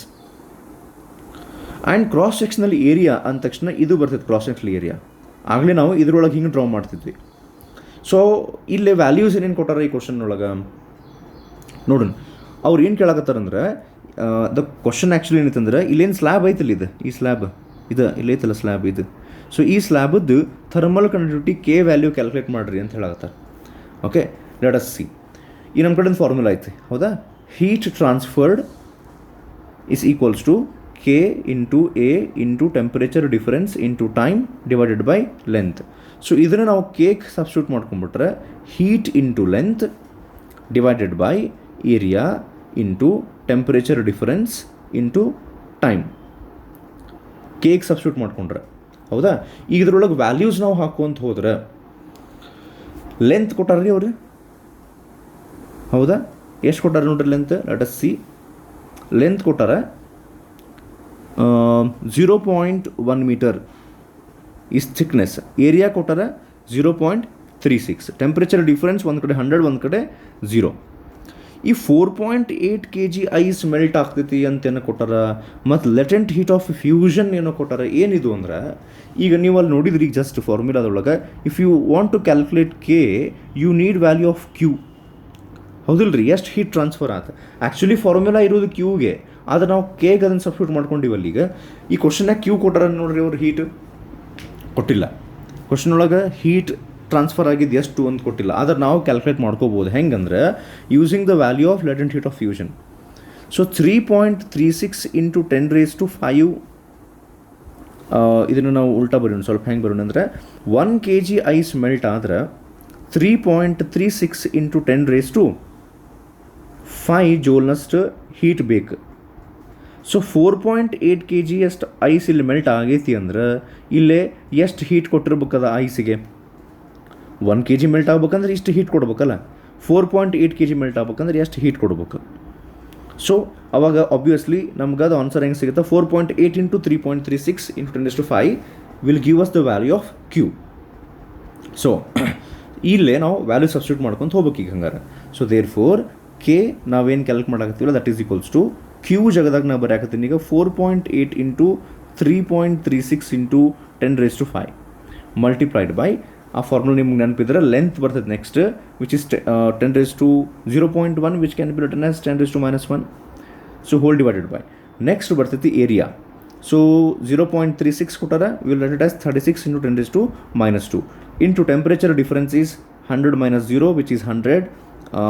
Better will write it as 10⁻2 multiplied by time ಬರ್ತೈತಿ 1 hour ಅಂತವರು ಕ್ವಶನ್ ಒಳಗೆ ಮೆನ್ಷನ್ ಮಾಡ್ಯಾರ. So 1 hour is 3600 seconds. So ಈಗ ನಾವು ಇದ್ರದ್ದು ಕ್ಯಾಲ್ಕುಲೇಷನ್ ಏನು ಮಾಡ್ಬೇಕಾಗಿತ್ತಲ್ಲ, ಇದು ಜನರಲಿ ಇಷ್ಟು ವ್ಯಾಲ್ಯೂಸ್ ನಾವು ಒಂದು ಫಾರ್ಮುಲಾದೊಳಗೆ ಹಾಕಿದಾಗ ಅವರು ಕ್ಯಾಲ್ಕುಲೇಷನ್ ಈಸಿ ಆಗೋ ಹಂಗೆ ವ್ಯಾಲ್ಯೂಸ್ ಚೂಸ್ ಮಾಡಿಕೊಡ್ತಾರೆ, particularly Karnataka CET so but still ಈಗ ಅವ್ರು ಕೊಟ್ಟಿಲ್ಲ ಅಂದಾಗ ನಾ ಏನು ಮಾಡೋಣ ಅಂದ್ರೆ, so first thing that we can do is 12 3s 12 4s ಮಾಡ್ತೀನಿ ನಾ ಇಲ್ಲೇ ಮಾಡಿ. ಇದು ಆ್ಯಕ್ಚುಲಿ 4.8 ಇತ್ತಲ್ಲ, ವಿಲ್ ಮೇಕ್ ಇಟ್ 48. ಆ 48 ಮಾಡಿದ್ದಕ್ಕೆ ಈ 10⁵ ದಿನ 10⁴ ಮಾಡ್ಕೊಂಡು ನಾ 48 ಮಾಡಿಕೊಂಡೆ. So 12 3s 12 4s. Next 3 1s ಮಾಡಿ, ಇದು 3.3 ಐತಲ್ಲ, ಈ 6 ನೆಗ್ಲೆಕ್ಟ್ ಮಾಡಿ ಇದನ್ನು ನಾನು 11 ಅಂತ ಬರೆಬಿಡ್ತೀನಿ. ಬಟ್ ಆ್ಯಕ್ಚುಲಿ 11 ಬರೀಬೇಕಂದ್ರೆ ಇಟ್ ಶುಡ್ ಬಿ 33. 3.3 ಐತಿ, ಅದಕ್ಕೆ ನಾನು ಏನು ಮಾಡ್ತೀನಿ, ಇದನ್ನು 10⁻3 ಮಾಡ್ಕೊತೀನಿ. ಈಗ ಅರ್ಥ ಆಗತೈತಿ? ನೆಕ್ಸ್ಟ್ ಮುಂದೆ ನಾವೇನು ಮಾಡ್ಬೋದು ಅಂದರೆ, ಈ 4 1s ಮಾಡಿ ಇಲ್ಲೈತೆ ನೋಡ್ರಿ, 4 9s ಮಾಡಿದರೆ ಇದು ಇನ್ನೂ 10⁻2 ಉಳಿತು, ಇಲ್ಲೊಂದು 4 ಉಳಿದಿತ್ತು. ಅರ್ಥ ಆಗತ್ತೆ ನಾನು ಹೇಳಿದ್ದು? ಓಕೆ. ಸೊ ಈಗ next 1 second, because of some reason ನಾವು ವಿಡಿಯೋ ಪಾಸ್ ಮಾಡ್ತೀವಿ. 1 ಸೆಕೆಂಡ್ ರೀ, ಮತ್ತು ವಾಪಸ್ ಕಂಟಿನ್ಯೂ ಮಾಡಿ. ಓಕೆ, ಈಗ ನೆಕ್ಸ್ಟ್ ಏನಂದ್ರೆ ಇಲ್ಲಿ 10⁻², 10⁻+2 ಕ್ಯಾನ್ಸಲ್ ಆಗ್ತೈತಿ, ಹೌದಾ? ಇದು 10⁻3 ಐತೆ ನೋಡ್ರಿ ಇಲ್ಲಿ, ಅದು 10⁻3. ನೆಕ್ಸ್ಟ್ ಇದೊಂದು 10⁻−1 10⁻2 ಆಗಿ ಇದು 10⁻2 ಕ್ಯಾನ್ಸಲ್ ಆಗ್ತೈತಿ. ಉಳಿದಿದ್ದು ಏನಂದ್ರೆ 11/9 ಉಳಿತು. ಸೊ ಇದನ್ನು ಅಪ್ರಾಕ್ಸಿಮೇಟ್ ಮಾಡಿ ನಾವು ಸ್ವಲ್ಪ ಇಲ್ಲೇ. ಸೊ ಹೀಗಾಗಿ 11/9 ಇದನ್ನು ನೀವು ಮತ್ತು ಡಿವಿಷನ್ ಮಾಡಿದರೆ 9 1s ಓಕೆ, ಮತ್ತು 2 ಉಳಿತೈತಿ. ಅವಾಗ 9 2s 18 ಮಾಡಿ ಮತ್ತು 1.22 ಸಮ್ವೇರ್ ಬರುತ್ತೆ. ಸೊ ಇದಕ್ಕೆ ನಿಯರೆಸ್ಟ್ ವ್ಯಾಲ್ಯೂ ನಾವು ಹುಡುಕಬೇಕಾಗ್ತೈತಿ. ಈಗ ಎಕ್ಸಾಕ್ಟ್ ಆನ್ಸರ್ ನಮಗಲ್ಲಿ ಬಂದಿಲ್ಲ, ಇಷ್ಟು ಕಾಂಪ್ಲಿಕೇಟೆಡ್ ಕ್ಯಾಲ್ಕುಲೇಷನ್ ಜನರಲಿ ಇರೋಂಗಿಲ್ಲ. ಓಕೆ, 1.22 ಬಂತು ನಮಗೆ ಆನ್ಸರ್. ಸೊ ಅದಕ್ಕೆ nearest will choose it as 1.24. Okay, which is option A. So ಈಗ ನೆಕ್ಸ್ಟ್ ಇದ ಫಾರ್ಮುಲಾ ನಾ ಈಗ ಏನು ಜಸ್ಟ್ ಎಕ್ಸ್ಪ್ಲೇನ್ ಮಾಡಿದ್ನಲ್ಲ, ಅದ್ರ ಬೇಸಿಸ್ ನೀವು ಒಂದು ಟ್ರೈ ಮಾಡೋದೈತಿ. ಈಗ when temperature difference between inside and outside of a room is 20 degree Celsius ಅಂದರೆ ಆ ಫಾರ್ಮುಲಾದೊಳಗೆ T1 - T2 ಅಂತ ಬರುತ್ತಲ್ಲ, directly hot and cold and ಎಷ್ಟು ಅಂತ ಕೊಟ್ಟಿಲ್ಲ ಅವರು, ಸಬ್ಟ್ರಾಕ್ಟ್ ಮಾಡಿ ಕೊಟ್ಬಿಟ್ರೆ directly. The rate of heat flow through a window is 273 joule per second. Okay, ಒಂದು ನಿಮಿಷ.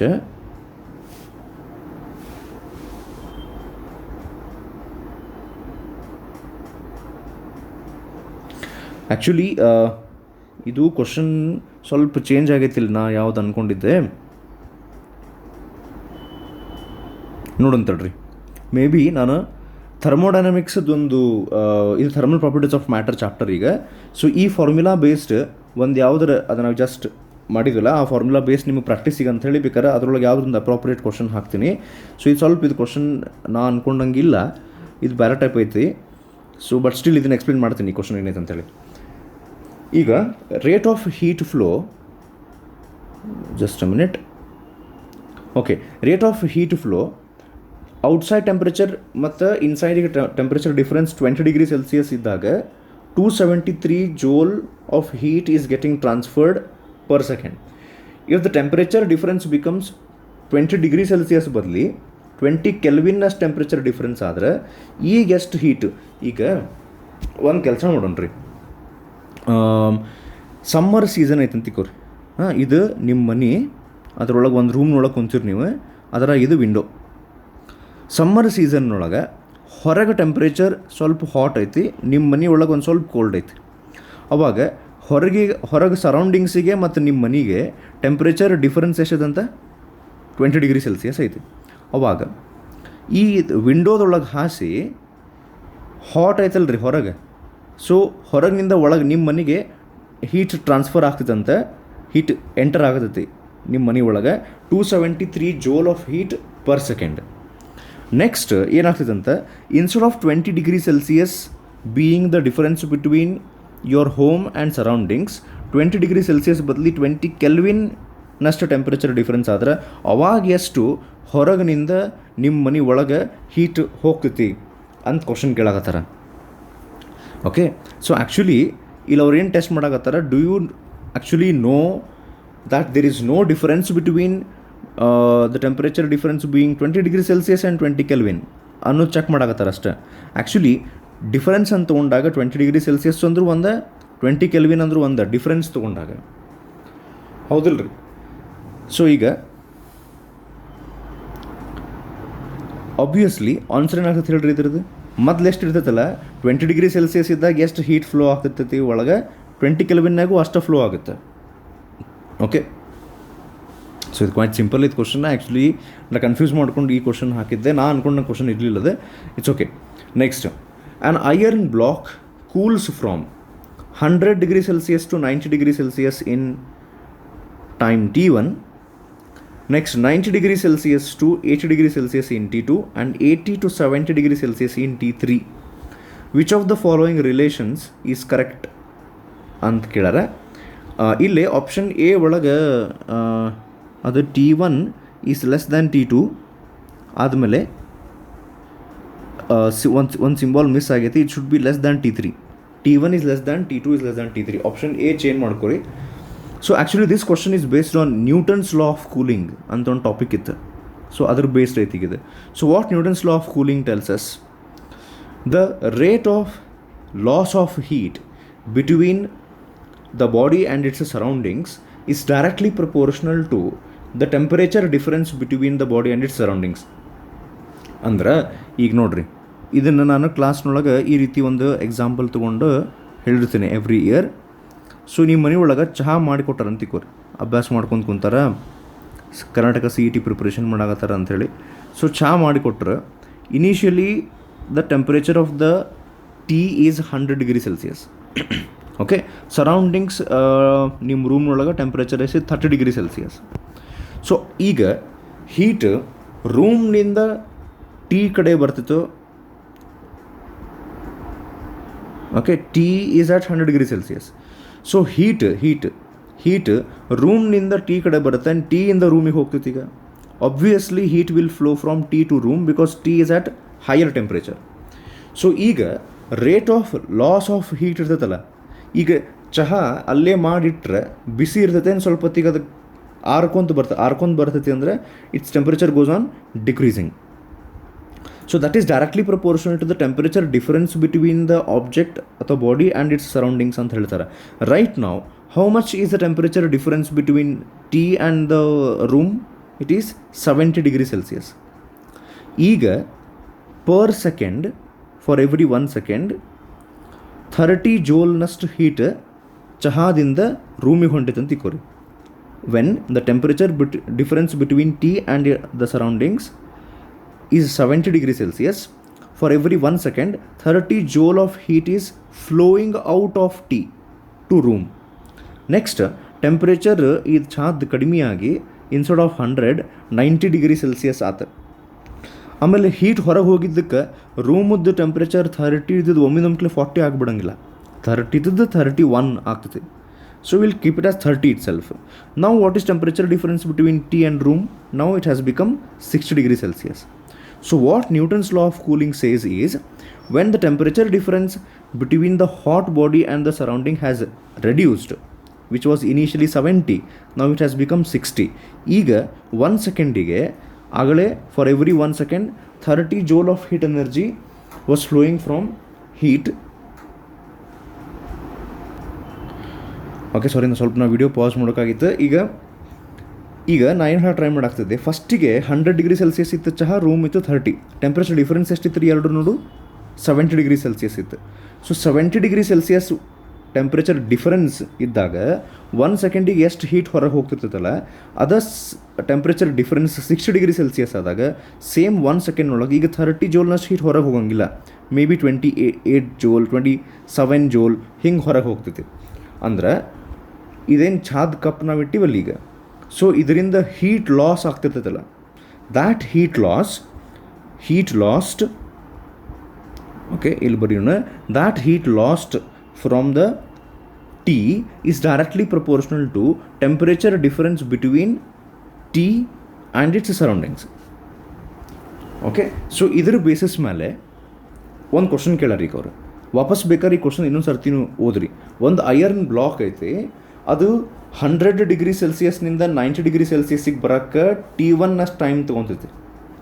90ದಿಂದ 80 ಡಿಗ್ರಿ ಸೆಲ್ಸಿಯಸ್ಸಿಗೆ ಬರೋಕ್ಕೆ it will take T2 time, and 80ಯಿಂದ 70 ಡಿಗ್ರಿ ಸೆಲ್ಸಿಯಸ್ಸಿಗೆ ಬರೋಕ್ಕೆ T3 ಟೈಮ್ ತೊಗೊತೈತೆ. ಅಂದ್ರೆ what is the relation between those 3 times ಅಂತ ಕೇಳಾಕತ್ತಾರ.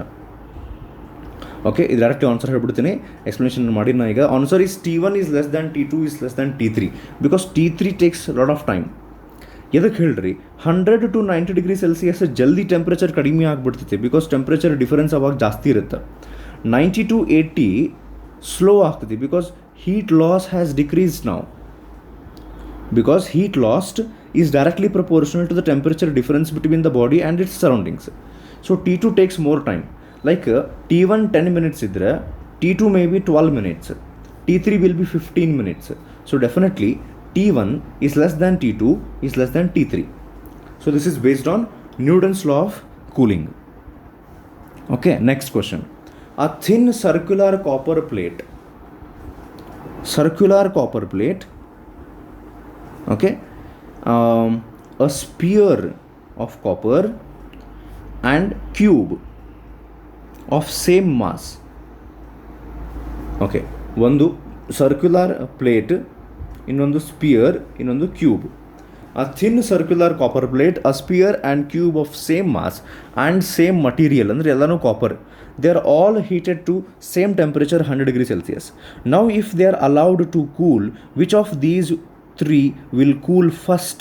ಯಾವ್ದು ಜಲ್ದಿ ಟೆಂಪ್ರೇಚರ್ ಲಾಸ್ ಆಗ್ತೈತಿ? Cube, copper plate, sphere, or all at the same time? Okay, answer is copper plate because area ಜಾಸ್ತಿ ಇದ್ದಾಗ heat loss will be more. ಅದಕ್ಕೆ ನಾವು tea ಕುಡಿಯೋಬೇಕಾರೆ ಚಹಾ ಬಿಸಿ ಇದ್ದರೆ ಅದನ್ನು ಒಂದು ಸಾಸರ್ನೊಳಗೆ ಒಂದು ಪ್ಲೇಟ್ನೊಳಗೆ ಹಾಕ್ಕೊಂಡು ಕುಡಿತೀವಿ because area increases. Or for example ನಿಮ್ಮ ಮನ್ಯಾಗ ಉಪ್ಪಿಟ್ಟು ಮಾಡ್ಯಾರ ಅಂತ ತಿಳ್ಕೊರಿ, ಬಿಸಿ ಬಿಸಿದು ಹಾಕಿದ್ರಂದ್ರೆ ಅದನ್ನು ನಾವು ಹಿಂಗೆ ಸ್ಪ್ರೆಡ್ ಮಾಡಿ ಅಗಲ್ ಮಾಡ್ತೀವಿ ಸ್ವಲ್ಪ ಜಲ್ದಿ ಆರ್ಲಿ ಅಂತ. So when it area increases more heat is lost. Okay, so answer is copper plate. Next question. A black body is at a temperature 300 Kelvin. It emits energy at a rate which is proportional to ಅಂತ ಕೇಳಾರ. So ಇದಕ್ಕೆ ನಾವು first of all understand ಮಾಡ್ಕೋಬೇಕು, what do we mean by a black body. Black body is one which absorbs all the energy which is incident on it, and after absorbing that heat energy it starts to re-emit that. And according to a law called as, ಇಲ್ಲೇ ಒಂದು ಲಾ ಬಂದಿರ್ತದೆ actually, Stephen's law ಅಂತ ಕರೀತಾರೆ. Energy emitted by perfect black body is directly proportional to 4th power of its absolute temperature. ಆ black ಬಾಡಿದ temperature raised to 4. When the proportionality symbol is removed, ಅಲ್ಲೊಂದು constant ಬರುತ್ತೆ called as Stephen's constant. E is equals to sigma into T raised to 4. ಇಲ್ಲಿ T ಅಂದರೆ ಆ black body the temperature. ಆದರೆ ಆ ಟೆಂಪ್ರೇಚರನ್ನು ನಾವು ಕೆಲ್ವಿನ್ನೊಳಗೆ ಎಕ್ಸ್ಪ್ರೆಸ್ ಮಾಡಿರಬೇಕು. ಸೊ ಸ್ಟೀಫನ್ ಹೇಳ್ತಾನೆ, ಒಂದು ಬ್ಲ್ಯಾಕ್ ಬಾಡಿದಿಂದ ಎನರ್ಜಿ ಎಮಿಟ್ ಆಗ್ತೈತಲ್ಲ, if this is black body, after absorbing energy it will start to emit the energy. How much energy does it emit per second per unit area? 1 ಸೆಕೆಂಡಿಗೆ ಪ್ರತಿ unit ಏರಿಯಾಕ್ಕೆ ಅದು ಎಷ್ಟು energy ಹೊರಗೆ ಹಾಕ್ತೈತಿ ಅಂತ ಅನ್ನೋದು is directly proportional to 4th power of its temperature ಅಂತ ಹೇಳ್ತಾರೆ. So according to this Stefan's law, question number 22 can be solved. A black body is at temperature 300 Kelvin. It emits energy at a rate which is directly proportional to temperature raised to 4 according to Stephen's law. So answer is option D, 300 raised to 4. Next question is based on Wien's displacement law, and Wien's displacement law is based on something called as black body radiation ಅಥವಾ black body spectrum. So ಇದನ್ನು ನಾವೀಗ ಅರ್ಥ ಮಾಡ್ಕೊಳ್ಳೋಕೆ try ಮಾಡೋಣ. So ಈಗ ನಮ್ಮ ಕಡೆ ಒಂದು ಬ್ಲ್ಯಾಕ್ ಬಾಡಿ ಐತೆ ಅಂತ ತಿಳ್ಕೊರಿ, ಅದನ್ನು ನಾವು ಹೀಟ್ ಮಾಡ್ತೀವಿ. Let us consider we have a black body. Let us heat it to a temperature T1. For example, let it be T1 be 300 Kelvin. We will heat this until it reaches 300 Kelvin. Then we will place this black body in a dark room. Dark room ಅಂದರೆ light ಇರಲಾರ್ದಂಥ room. ಆವಾಗ it is seen that what ever heat was absorbed by the black body will now B emitted by the black body, which can be seen only when the black body is kept in a dark room. Now if we do an experiment where if we can calculate the wavelengths of these radiations which are being emitted by the black body, ಈ black body energy ಹೊರಗೆ ಹಾಕ್ತದಲ್ಲ, ಅವಾಗ ಹಿಂಗೆ ಏನು ಬರ್ತಾವೆ, radiation ಬರ್ತಾವೆ. ಆ ರೇಡಿಯೇಷನ್ಸಿಗೆ ವೇವ್ ಲೆಂತ್ ಇರ್ತದೆ. Wavelength, every radiation has a wavelength. Okay, the distance between crest two consecutive crest ಅಂತ ಹೇಳ್ತೀವಲ್ಲ. It is seen that the black body does not radiate radiations of same wavelength. Okay, same wavelength ಇರೋಂಗಿಲ್ಲ, different wavelength. Same 300 kelvin ಟೆಂಪ್ರೇಚರಿಗೆ heat ಮಾಡಿದಾಗನ if you place it in a dark room, initially it will emit radiations of wavelength λ1, and after some time it will emit radiation of different wavelength λ2 and again different wavelength λ3. ಹಂಗೆ ಬೇರೆ ಬೇರೆ wave length emit ಮಾಡ್ಬೇಕಾರೆ ಯಾವುದೋ ಒಂದು particular wave length which is refer to as λm ಇದ್ದಾಗ, ಯಾವುದೋ ಒಂದು wave ಲೆಂತಿಗೆ ಆ emitted radiation will be highest of highest intensity, brightest ಇರ್ತೈತಿ. ಅಂದ್ರೆ ಇಲ್ಲಿ ಹೊರಗೆ ಬರುವಂಥ ರೇಡಿಯೇಷನ್ಸಿದ್ದು ಇಂಟೆನ್ಸಿಟಿ ಸೇಮ್ ಇರೋಂಗಿಲ್ಲ. ಒಂದು ಯಾವುದೋ ರೇಡಿಯೇಷನ್ ಡಿಮ್ ಇರುತ್ತೆ, ಇನ್ನೊಂದು ಯಾವುದೋ ರೇಡಿಯೇಷನ್ ಬ್ರೈಟ್ ಇರ್ತೈತೆ. So the radiations which are emitted by the black body have different intensities and different wavelengths, and that intensity is highest for a particular wave length called as λm. ಈಗ ನಾವೇನು ಮಾಡೋಣ ಅಂದರೆ, we will plot a graph. So in that graph we will take on x axis wavelength ತೊಗೊತಾರೆ, along y axis we will take the intensity. So ನಾ ಈಗ ಹೇಳಿದೆ, ಆ black body ಬೇರೆ ಬೇರೆ ವೇವ್ ಲೆಂತ್ದ ರೇಡಿಯೇಷನ್ಸನ್ನು ಎಮಿಟ್ ಮಾಡ್ತಿರ್ತೈತಿ, and those radiations have different intensities. So ಅವಾಗ ಒಂದು ನಾವು ಗ್ರಾಫ್ ಹಾಕಿದರೆ ಹಿಂಗೆ ವೇರಿಯೇಷನ್ ಹಾಕುವಂತ ಬರ್ತೈತದೆ. For a particular wave length which I just told you, which is called as, ಸ್ವಲ್ಪ ಇದು ಕಲರ್ ಚೇಂಜ್ ಮಾಡೋಣ. For a particular wave length called as λm, the intensity will be maximum. So this graph was for temperature T1, which is actually in our example 300 Kelvin. ಈಗ ನಾವು ಇನ್ನೊಂದು ಸರ್ತಿ black ಬಾಡಿನ heat ಮಾಡಿ if we heat it to 400 Kelvin for this time, ಈ ಸರ್ತಿ ನಾವು 400 Kelviniಗೆ heat ಮಾಡಿದರೆ ಇನ್ನೊಂದು ಸರ್ತಿ ಗ್ರಾಫ್ ಹಿಂಗೆ ಬರುತ್ತೆ. But this is time it is seen that the λm value this time is lesser as compared to the λm value which was for 300 Kelvin. ಸ್ವಲ್ಪ ಕಡಿಮೆ ಐತೆ ನೋಡ್ರಿ ಇಲ್ಲಿ ವ್ಯಾಲ್ಯೂ ಇದರದ್ದು λmದ್ದು. ನಾವು we have increase the temperature to T2. Similarly temperature ನಾವು T3ಗೆ ಇನ್ಕ್ರೀಸ್ ಮಾಡಿ ಇನ್ನೂ ಹೈಯರ್ ಟೆಂಪ್ರೇಚರಿಗೆ ಮಾಡಿದಾಗ it is found that highest ಇಂಟೆನ್ಸಿಟಿದೇನೊಂದು ವೇವ್ ಲೆಂತ್ ಇರುತ್ತೆ lambda m will still be less. That means as we go on increasing the temperature of the black body, highest intensity ಕೊಡುವಂತಹ ವೇವ್ ಲೆಂತ್ದು ವ್ಯಾಲ್ಯೂ ಕಡಿಮೆ ಹಾಕೊಂತ ಬರ್ತೈತೆ. So in this black body spectrum ಒಂದು conclusion ಮಾಡ್ತಾರೆ, wavelength corresponding to the maximum intensity is inversely proportional to the temperature of that black body. If you increase the temperature the wave length is getting decreased.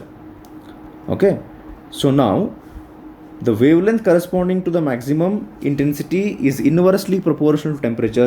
This itself is called as Wayne's displacement law ಅಂತ ಕರೀತಾರೆ ಇದಕ್ಕೆ. this one is called as Wayne's displacement law. ಈಗ lambda m is inversely proportional to temperature ಅಂದಾಗ lambda m is equals to proportionality symbol ತೆಗೆದಾಗ ಒಂದು constant ಬರ್ತೈತಿ divide by temperature ಅಂತ. ಆ ಟೆಂಪ್ರೇಚರ್ ಆ ಕಾನ್ಸ್ಟೆಂಟ್ ವ್ಯಾಲ್ಯೂ ಏನು ನಡೀತೈತಿ, ಇಟ್ಸ್ ನಾಟ್ ಇಂಪಾರ್ಟೆಂಟ್. ಟೆಂಪ್ರೇಚರ್ ಆ ಕಡೆ ತೊಗೊಂಡು ಹೋದರೆ we can conclude that lambda M is constant. Okay, ಅಂದರೆ ಬೇರೆ ಬೇರೆ ಟೆಂಪ್ರೇಚರ್ಸಿಗೆ ಬೇರೆ ಬೇರೆ ಲಾಮ್ಡಾ ಎಮ್ ಬರ್ತೈತಿ, but their product remains constant. So this is Wien's displacement law. So ಇದ್ರ ಬೇಸ್ಡ್ ಕ್ವಶನ್ಸ್ ಬರ್ತಾವೆ. ಈಗ ನೆನ್ಪಿಟ್ಕೋರಿ, ವೇನ್ಸ್ ಡಿಸ್ಪ್ಲೇಸ್ಮೆಂಟ್ ಲಾ ಅಂದರೆ lambda M is inversely proportional temperature. Lambda M ಅಂದ್ರೇನು, ಯಾವುದೊಂದು ಪರ್ಟಿಕ್ಯುಲರ್ ವೇವ್ ಲೆಂತಿಗೆ ಆ intensity of that black body radiation will be maximum, ಅದ್ರ ವೇವ್ ಲೆಂತ್ ಅದು. ಹಿಂಗೂ ಬರೀತಾರೆ ವೇನ್ಸ್ ಡಿಸ್ಪ್ಲೇಸ್ಮೆಂಟ್ ಲಾನ is equals to constant by temperature, ಅಥವಾ ಹಿಂಗೂ ಬರೀತಾರೆ ವೇನ್ಸ್ ಡಿಸ್ಪ್ಲೇಸ್ಮೆಂಟ್ ಲಾ ಇದನ್ನು ಟೆಂಪ್ರೇಚರ್ ಕಡೆ ತೊಗೊಂಡು ಹೋಗ್ತಾರೆ ಅಷ್ಟೇ. Lambda M into temperature is equals to constant. So ಈಗ ನೋಡಿರಿ, ಇಲ್ಲೇ ಒಂದು ನೀವು ಆಪ್ಷನ್ ಒಳಗೆ ಚೇಂಜ್ ಮಾಡ್ಕೋಬೇಕು. Option B is actually wave length is inversely proportional to temperature. ಇದು ಚೇಂಜ್ ಮಾಡ್ಕೊರಿ. ಸೊ ನಾವು try to answer according to Wien's displacement law. Option A lambda t is equals to constant. Option B lambda is equals to 1. Lambda is inversely proportional to temperature. Option C lambda by t is equals to constant. Option D both A and B. Definitely answer is both A and B. ನಾವು just ನೋಡಿದ್ವಿ, ಹಿಂಗೂ ಬರೀತಾರೆ Wien's displacement ಲಾ, ಹಿಂಗೂ ಬರೀತಾರೆ. Okay, ಇನ್ನು ಸ್ವಲ್ಪ question ಅದಾವ, ಮುಗಿಯಕ್ಕೆ ಬಂತಿಗಿದೆ. ಆ body has same temperature as the surrounding then, ಅಂದರೆ ಈಗೊಂದು ಆಬ್ಜೆಕ್ಟ್ ಐತಿಲ್ಲೇ, ಇದ್ರ temperature 30 degree Celsius, room temperature 30 degree Celsius. Then what happens? Then it radiates, it ಅಂದರೆ body, it radiates same energy as it absorbs. It absorbs more, radiates less heat. It radiates more ಅಂದರೆ radiates ಅಂದ್ರೇನು, gives out more heat, absorbs less. It never radiates heat. ಎರಡು temperature same ಇದ್ದಾಗ ಏನಾಗ್ತೈತಿ ಅಂತ ಕೇಳ್ಯಾರ. So answer is option A, it radiates same energy as it absorbs. ಅಂದ್ರೆ actually ಈಗ ಎರಡು ಟೆಂಪ್ರೇಚರ್ ಸೇಮ್ ಐತಿ, ರೇಡಿಯೇಟ್ ಆಗಂಗೆ ಎಲ್ಲಿ ತಗೋ ಅಂತ ಅನ್ನಕ್ಕೆ ಬರೋಂಗಿಲ್ಲ. ಎಷ್ಟು ಹೀಟ್ ಅದು ರೇಡಿಯೇಟ್ ಮಾಡ್ತಿರ್ತೈತಿ ಅಷ್ಟು ಅದು ಅಬ್ಸಾರ್ವ್ ಮಾಡ್ಕೊತಿರುತ್ತೆ. Because of that the temperature remains constant. Actually ಯಾವುದೋ ಒಂದು ಬಾಡಿ ತಗೋರಿ, ಅದಕ್ಕೆ 0 ಕೆಲ್ವಿನ್ಕಿಂತ ಟೆಂಪ್ರೇಚರ್ ಜಾಸ್ತಿ ಇತ್ತು ಅಂತಿಕೋರಿ, ಅದು ರೇಡಿಯೇಷನ್ ಎಮಿಟ್ ಮಾಡೇ ಮಾಡುತ್ತೆ. ಈಗ ಲೈಕ್ ಈ ಬಾಡಿ ಟೆಂಪ್ರೇಚರ್ ಜಾಸ್ತಿ ಐತಿ, ಸರೌಂಡಿಂಗ್ಸ್ ಕಡಿಮೆ ಐತಿ ಅಂದರೆ then the body is emitting more and absorbing less. If the temperature of the body is less and surroundings is more ಅಂದಾಗ this will be absorbing less and radiating more. Okay, ಸ್ವಲ್ಪ ಉಲ್ಟಾ ಹೇಳಿದ್ದು ಅನ್ಸುತ್ತೆ ನಾನು ಅಲ್ಲೇ, ಸಾರಿ, ಸ್ವಲ್ಪ ಡಿಸ್ಟರ್ಬೆನ್ಸ್ ಆಯ್ತು ನನಗೆ ಇಲ್ಲೇ, ಹೀಗಾಗಿ ನಾ ಕನ್ಫ್ಯೂಸ್ ಮಾಡ್ಕೊಂಡು ಅನ್ಸುತ್ತೆ. ಹೋಗಲಿ, ನಿಮ್ಗೆ ಅದು ಅರ್ಥ ಆಗಿದೆ ಅಂತ ಅಂದ್ಕೊಂಡು ನಾನು. ಸೊ ನೆಕ್ಸ್ಟ್ ಕ್ವಶನ್ ಹೋಗೋಣ. The end A of rod A B of length 1 metre, ಒಂದು ಸ್ವಲ್ಪ ತಡ್ರಿ, sorry for that. Okay, so next question ಇಲ್ಲಿ ಏನೈತಲ್ಲ, this is actually based on a concept that we have already discussed called as temperature gradient. ಈ type of question ನಾನು previous ಒಂದು ವಿಡಿಯೋದೊಳಗೆ explain ಮಾಡಿದ್ದೆ, ಅದನ್ನು ಯೂಸ್ ಮಾಡ್ಕೊಂಡು ನೀವು ಇದನ್ನು ಸಾಲ್ವ್ ಮಾಡ್ಬೇಕು. ಆ್ಯಕ್ಚುಲಿ ಈಗ temperature gradient is temperature difference T1 - T2 divided by L ಅಂತ ಹೇಳಿದ್ದೆ ನಾನು. ಅದನ್ನು ಯೂಸ್ ಮಾಡ್ಕೊಂಡು ಇದು ಹೋಮ್ವರ್ಕ್ ಕ್ವಶನ್, ಅಥವಾ ನೀವು ಈಗ ಬೇಕಾದ್ರೆ ಟ್ರೈ ಮಾಡ್ತಿದ್ರೆ ಮಾಡಿರಿ.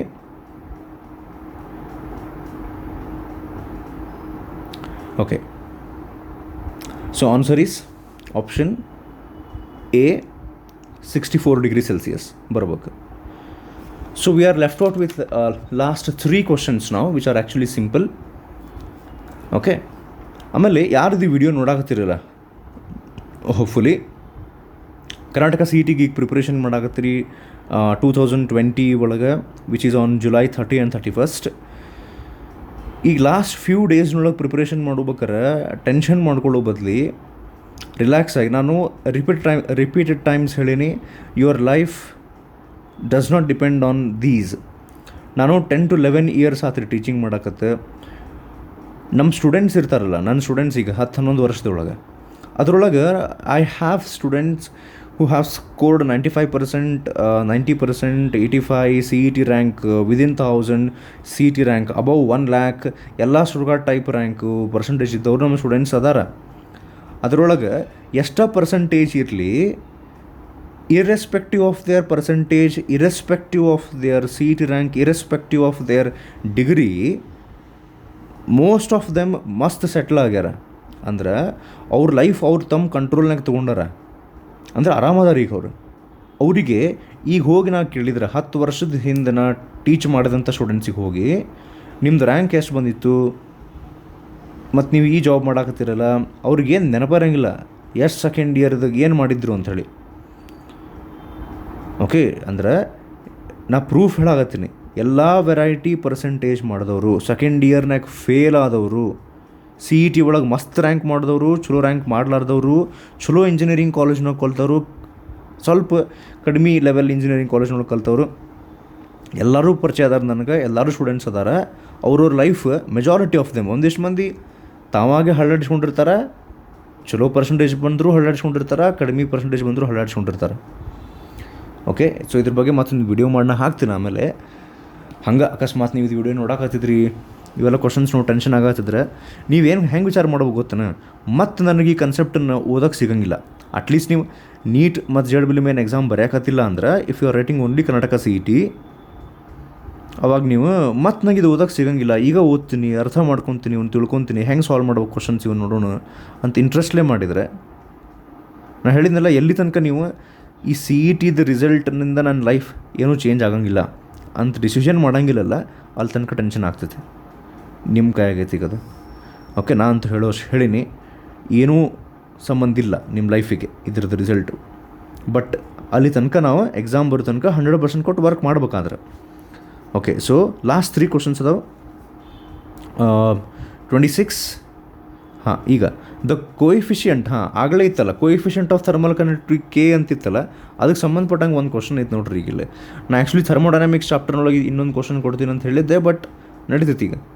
ಓಕೆ, ನಾನು ಹೇಳ್ತೀನಿ, ಇದನ್ನು ಎಕ್ಸ್ಪ್ಲೇನ್ ಮಾಡ್ತೀನಿ, ಅಂದ್ರೆ ಇನ್ನೊಂದು ಸರ್ತಿ ಅದು ಆ ಕ್ವಶನ್ ಅಥವಾ ಆ ಫಾರ್ಮುಲಾ ಹೆಂಗೆ ಯೂಸ್ ಮಾಡ್ಬೇಕಂತ ಗೊತ್ತಾಗುತ್ತೆ. The coefficient of thermal conductivity of copper is 9 times that of steel in the composite cylindrical bar as shown in the figure. ಅಲ್ಲಿ ಆ್ಯಕ್ಚುಲಿ ಡೈಗ್ರಾಮ್ ಇಲ್ಲ, ನಾನು ಡೈಗ್ರಾಮ್ ಡ್ರಾ ಮಾಡ್ತೀನಿ ಈಗ, ಅದನ್ನು ನೀವು draw ಮಾಡ್ಕೊಳ್ಳಿರಂತ.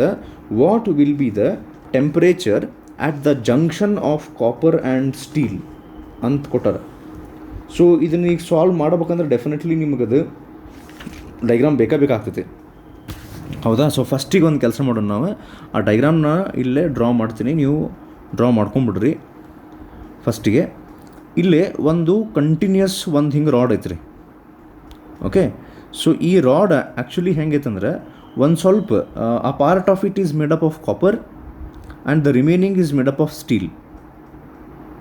Okay, but the cross sectional area ಅಂದ್ರೆ ಏಕ ಅದಾವ ಅವು, cross sectional area of both is same. The copper is the one end of copper actually is maintained at 100 degrees Celsius, and the other end, which is steel, actually is maintained at 0 degrees Celsius. So either the total length of the rod is 24 centimeter, ಅದು actually ನಮಗೇನು use ಆಗಂಗಿಲ್ಲ. Copper 18 centimetre ಐತಿ, ಅದರೊಳಗೆ 6 centimetre is steel. ಅವ್ರ question ಏನು ಕೇಳಕತ್ತಾರ ಗೊತ್ತಾ ನಮ್ಗೆ, they are asking us what is the temperature here at the junction means where copper and steel meet, ಅಲ್ಲಿ ಟೆಂಪ್ರೇಚರ್ ಎಷ್ಟೈತೆ ಅಂತ ಕೇಳಕತ್ತಾರೆ. ಸೊ ಫಸ್ಟಿಗೆ ನೀವು ಈ ಡೈಗ್ರಾಮ್ ಡ್ರಾ ಮಾಡ್ಕೊರಿ. ಓಕೆ, ಪಾಸ್ ಮಾಡಿ ನೀವು ಡ್ರಾ ಮಾಡ್ಕೊಂಡ್ರೆ ಅಂತ ಅಂದ್ಕೊಂಡೇನ, ಈಗ ತೆಗಿತೀನ ಇದನ್ನ. ಓಕೆ, ಸೊ ಯಾವಾಗ ಹಿಂಗೆ ಒಂದು ಜಂಕ್ಷನ್ ಮಾಡಿ ಎರಡು ಮೆಟಲ್ಸನ್ನು ಹಿಂಗೆ ಜಾಯಿನ್ ಮಾಡಿರ್ತಾರಲ್ಲ, ಆವಾಗ rate of flow of heat ಎರಡೂ ಕಡೆ ಕಾನ್ಸ್ಟೆಂಟ್ ಆಗಿರ್ತೈತಿ. ಎರಡೂ ಮಟೀರಿಯಲ್ದು ಕೋಎಫಿಷಿಯಂಟ್ ಆಫ್ ಥರ್ಮಲ್ ಕಂಡಕ್ಟಿವಿಟಿ ಬೇರೆ ಇರುತ್ತೆ. ಬಿಕಾಸ್ ನಾನು ಆಗಲೇ ಎಕ್ಸ್ಪ್ಲೇನ್ ಮಾಡೀನಿ, coefficient of thermal conductivity depends on the material ಅಂಥೇಳಿ. ಎರಡೂ ಮಟೀರಿಯಲ್ಲಿಗೆ ಥರ್ಮಲ್ ಕಂಡಕ್ಟಿವಿಟಿ ಬೇರೆ ಬೇರೆ ಇದ್ದರೂ rate of heat flow same ಇರುತ್ತೆ. ರೇಟ್ ಆಫ್ ಹೀಟ್ ಫ್ಲೋ ಅಂದ್ರೆ ಏನು? ಈಗ ನೋಡ್ರಿ, ನಮ್ಮ ಕಡೆ ಫಾರ್ಮುಲಾ ಐತಿ Q is equals to K into A into T1 minus T2 into time divided by length ಅಂತ. ಸೊ ನಾನು ಏನು ಮಾಡ್ತೀನಿ, I will bring this time to the left hand side. So ಅವಾಗ ಏನಾಗುತ್ತೆ ನೋಡ್ರಿ, ಈಗ ಅದು ಫಾರ್ಮುಲಾದಾಗ ರೇಟ್ ಆಫ್ ಹೀಟ್ ಫ್ಲೋ ಆತೀಗದು. ಕ್ಯೂ ಅಂತಷ್ಟೇ ಬರೆದ್ರೆ heat flowed, heat which flows ಅಂತ, ಡಿವೈಡ್ ಬೈ ಟೈಮ್ ಮಾಡಿದರೆ rate of heat flow. So K into A into T1 minus T2 divide by L. So ಈಗ ಕಾಪರ್ ಮತ್ತು ಸ್ಟೀಲನ್ನು ಎರಡನ್ನೂ ಮಿಕ್ಸ್ ಮಾಡಿದಾಗ ಎರಡೂ ಕಡೆ Q/T ಸೇಮ್ ಇರುತ್ತೆ. Same heat will be flowing through both copper and steel. ಆ ಸ್ಟಡಿ ಟೆಂಪ್ರೇಚರ್ ಅವು ಸ್ಟಡಿ ಸ್ಟೇಟ್ ಅವು ರೀಚ್ ಆಗಿರ್ತಾವೆ, ಹಂಗೆ ಆಗ್ತಿರುತ್ತೆ. ಅವಾಗ ಅದಕ್ಕೆ ನಾವೇನು ಮಾಡ್ಬೋದು, ಎರಡು ಕಡೆ Q/T ಕಾನ್ಸ್ಟೆಂಟ್ ಇದ್ದದಕ್ಕೆ we can equate the right hand side part. Okay, so ಈಗ ಒಂದು ಕೆಲಸ ಮಾಡೋಣ ನಾವು. ಈಗ ನೋಡ್ರಿ, ಲೆಟ್ ಅಸ್ ಕನ್ಸಿಡರ್ ಇಲ್ಲಿ ಟೆಂಪ್ರೇಚರ್ ಐತಲ್ಲ, hot end 100 degree Celsius. Let us consider that it is T1. ಇಲ್ಲಿ 0 ಡಿಗ್ರಿ ಸೆಲ್ಸಿಯಸ್ ಐತಲ್ಲ, will take it as T2.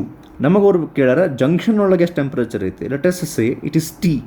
That means we are trying to calculate T. ಹೌದಾ? ಅಂದ್ರೆ ನೀವು ಆಗಲೇ ನಾ ಫಾರ್ಮುಲಾ ಹೇಳಿದ್ನಲ್ಲಿ, ಈಗ Q/T is equals to K into A into ಅಂತ ಹೇಳಿ. ಆ K into A into ಅಂತೇನು ಫಾರ್ಮುಲಾ ಬರೋದಿಲ್ವ, ಅದನ್ನು ನೀವು ಕಾಪರಿಗೆ ಒಂದು ಸಲ ಹಚ್ಚಿ ಸ್ಟೀಲಿಗೆ ಒಂದು ಸಲ ಹಚ್ಚಿ ಎರಡನ್ನೂ ಈಕ್ವೇಟ್ ಮಾಡ್ಬೋದು. Because Q/T here and Q/T here will be constant.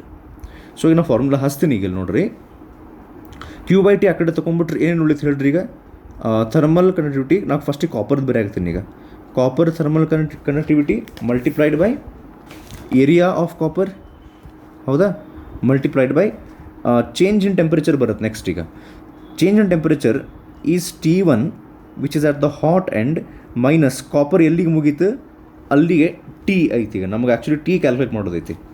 Into time ಬರೋಂಗಿಲ್ಲ, ನಾವು ಟೈಮ್ ಲೆಫ್ಟ್ ಹ್ಯಾಂಡ್ ಸೈಡ್ ತೊಗೊಂಡ್ಬಿಟ್ಟಿವಿ, Q/T ಆಗಿಬಿಟ್ಟೈತಿ. ಈಗ ಅದು divided by length of copper, that is equals to steel ಇತ್ತು ಇಂಟು ಏರಿಯಾ ಆಫ್ ಸ್ಟೀಲ್.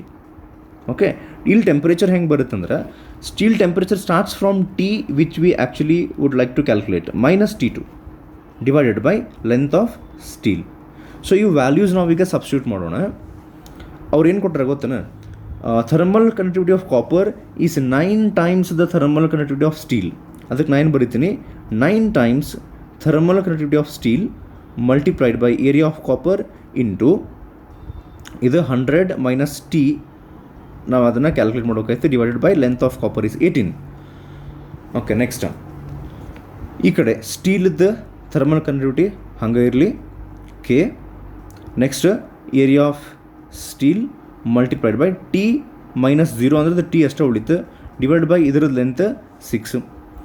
ಇಲ್ಲೇ thermal conductivity of copper is 9 times steel ಇದ್ದಿದ್ದಕ್ಕೆ K steel ಮತ್ತು ಇವೆರಡರದ್ದು ಕ್ರಾಸ್ ಸೆಕ್ಷನ್ ಸೇಮ್ ಇರುತ್ತೆ ಅಂತ ಹೇಳಿದ್ನ ಇನಿಷಿಯಲಿ. ಅವು ಎರಡು cancel ಆಗಿಬಿಡ್ತೈತಿ.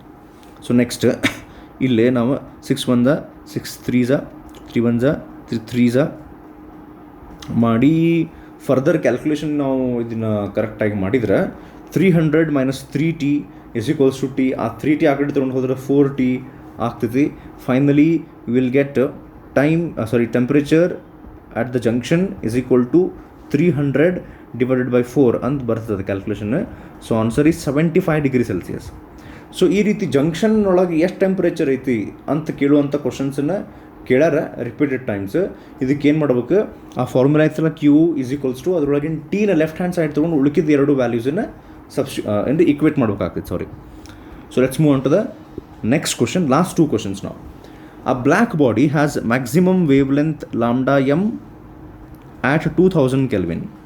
Then its corresponding wavelength at 3000 Kelvin will be. So this question is based on ನಾ ಆಗಲೇ ಹೇಳಿದ್ನಲ್ಲ black body spectrum Wien's displacement law ಅಂಥೇಳಿ.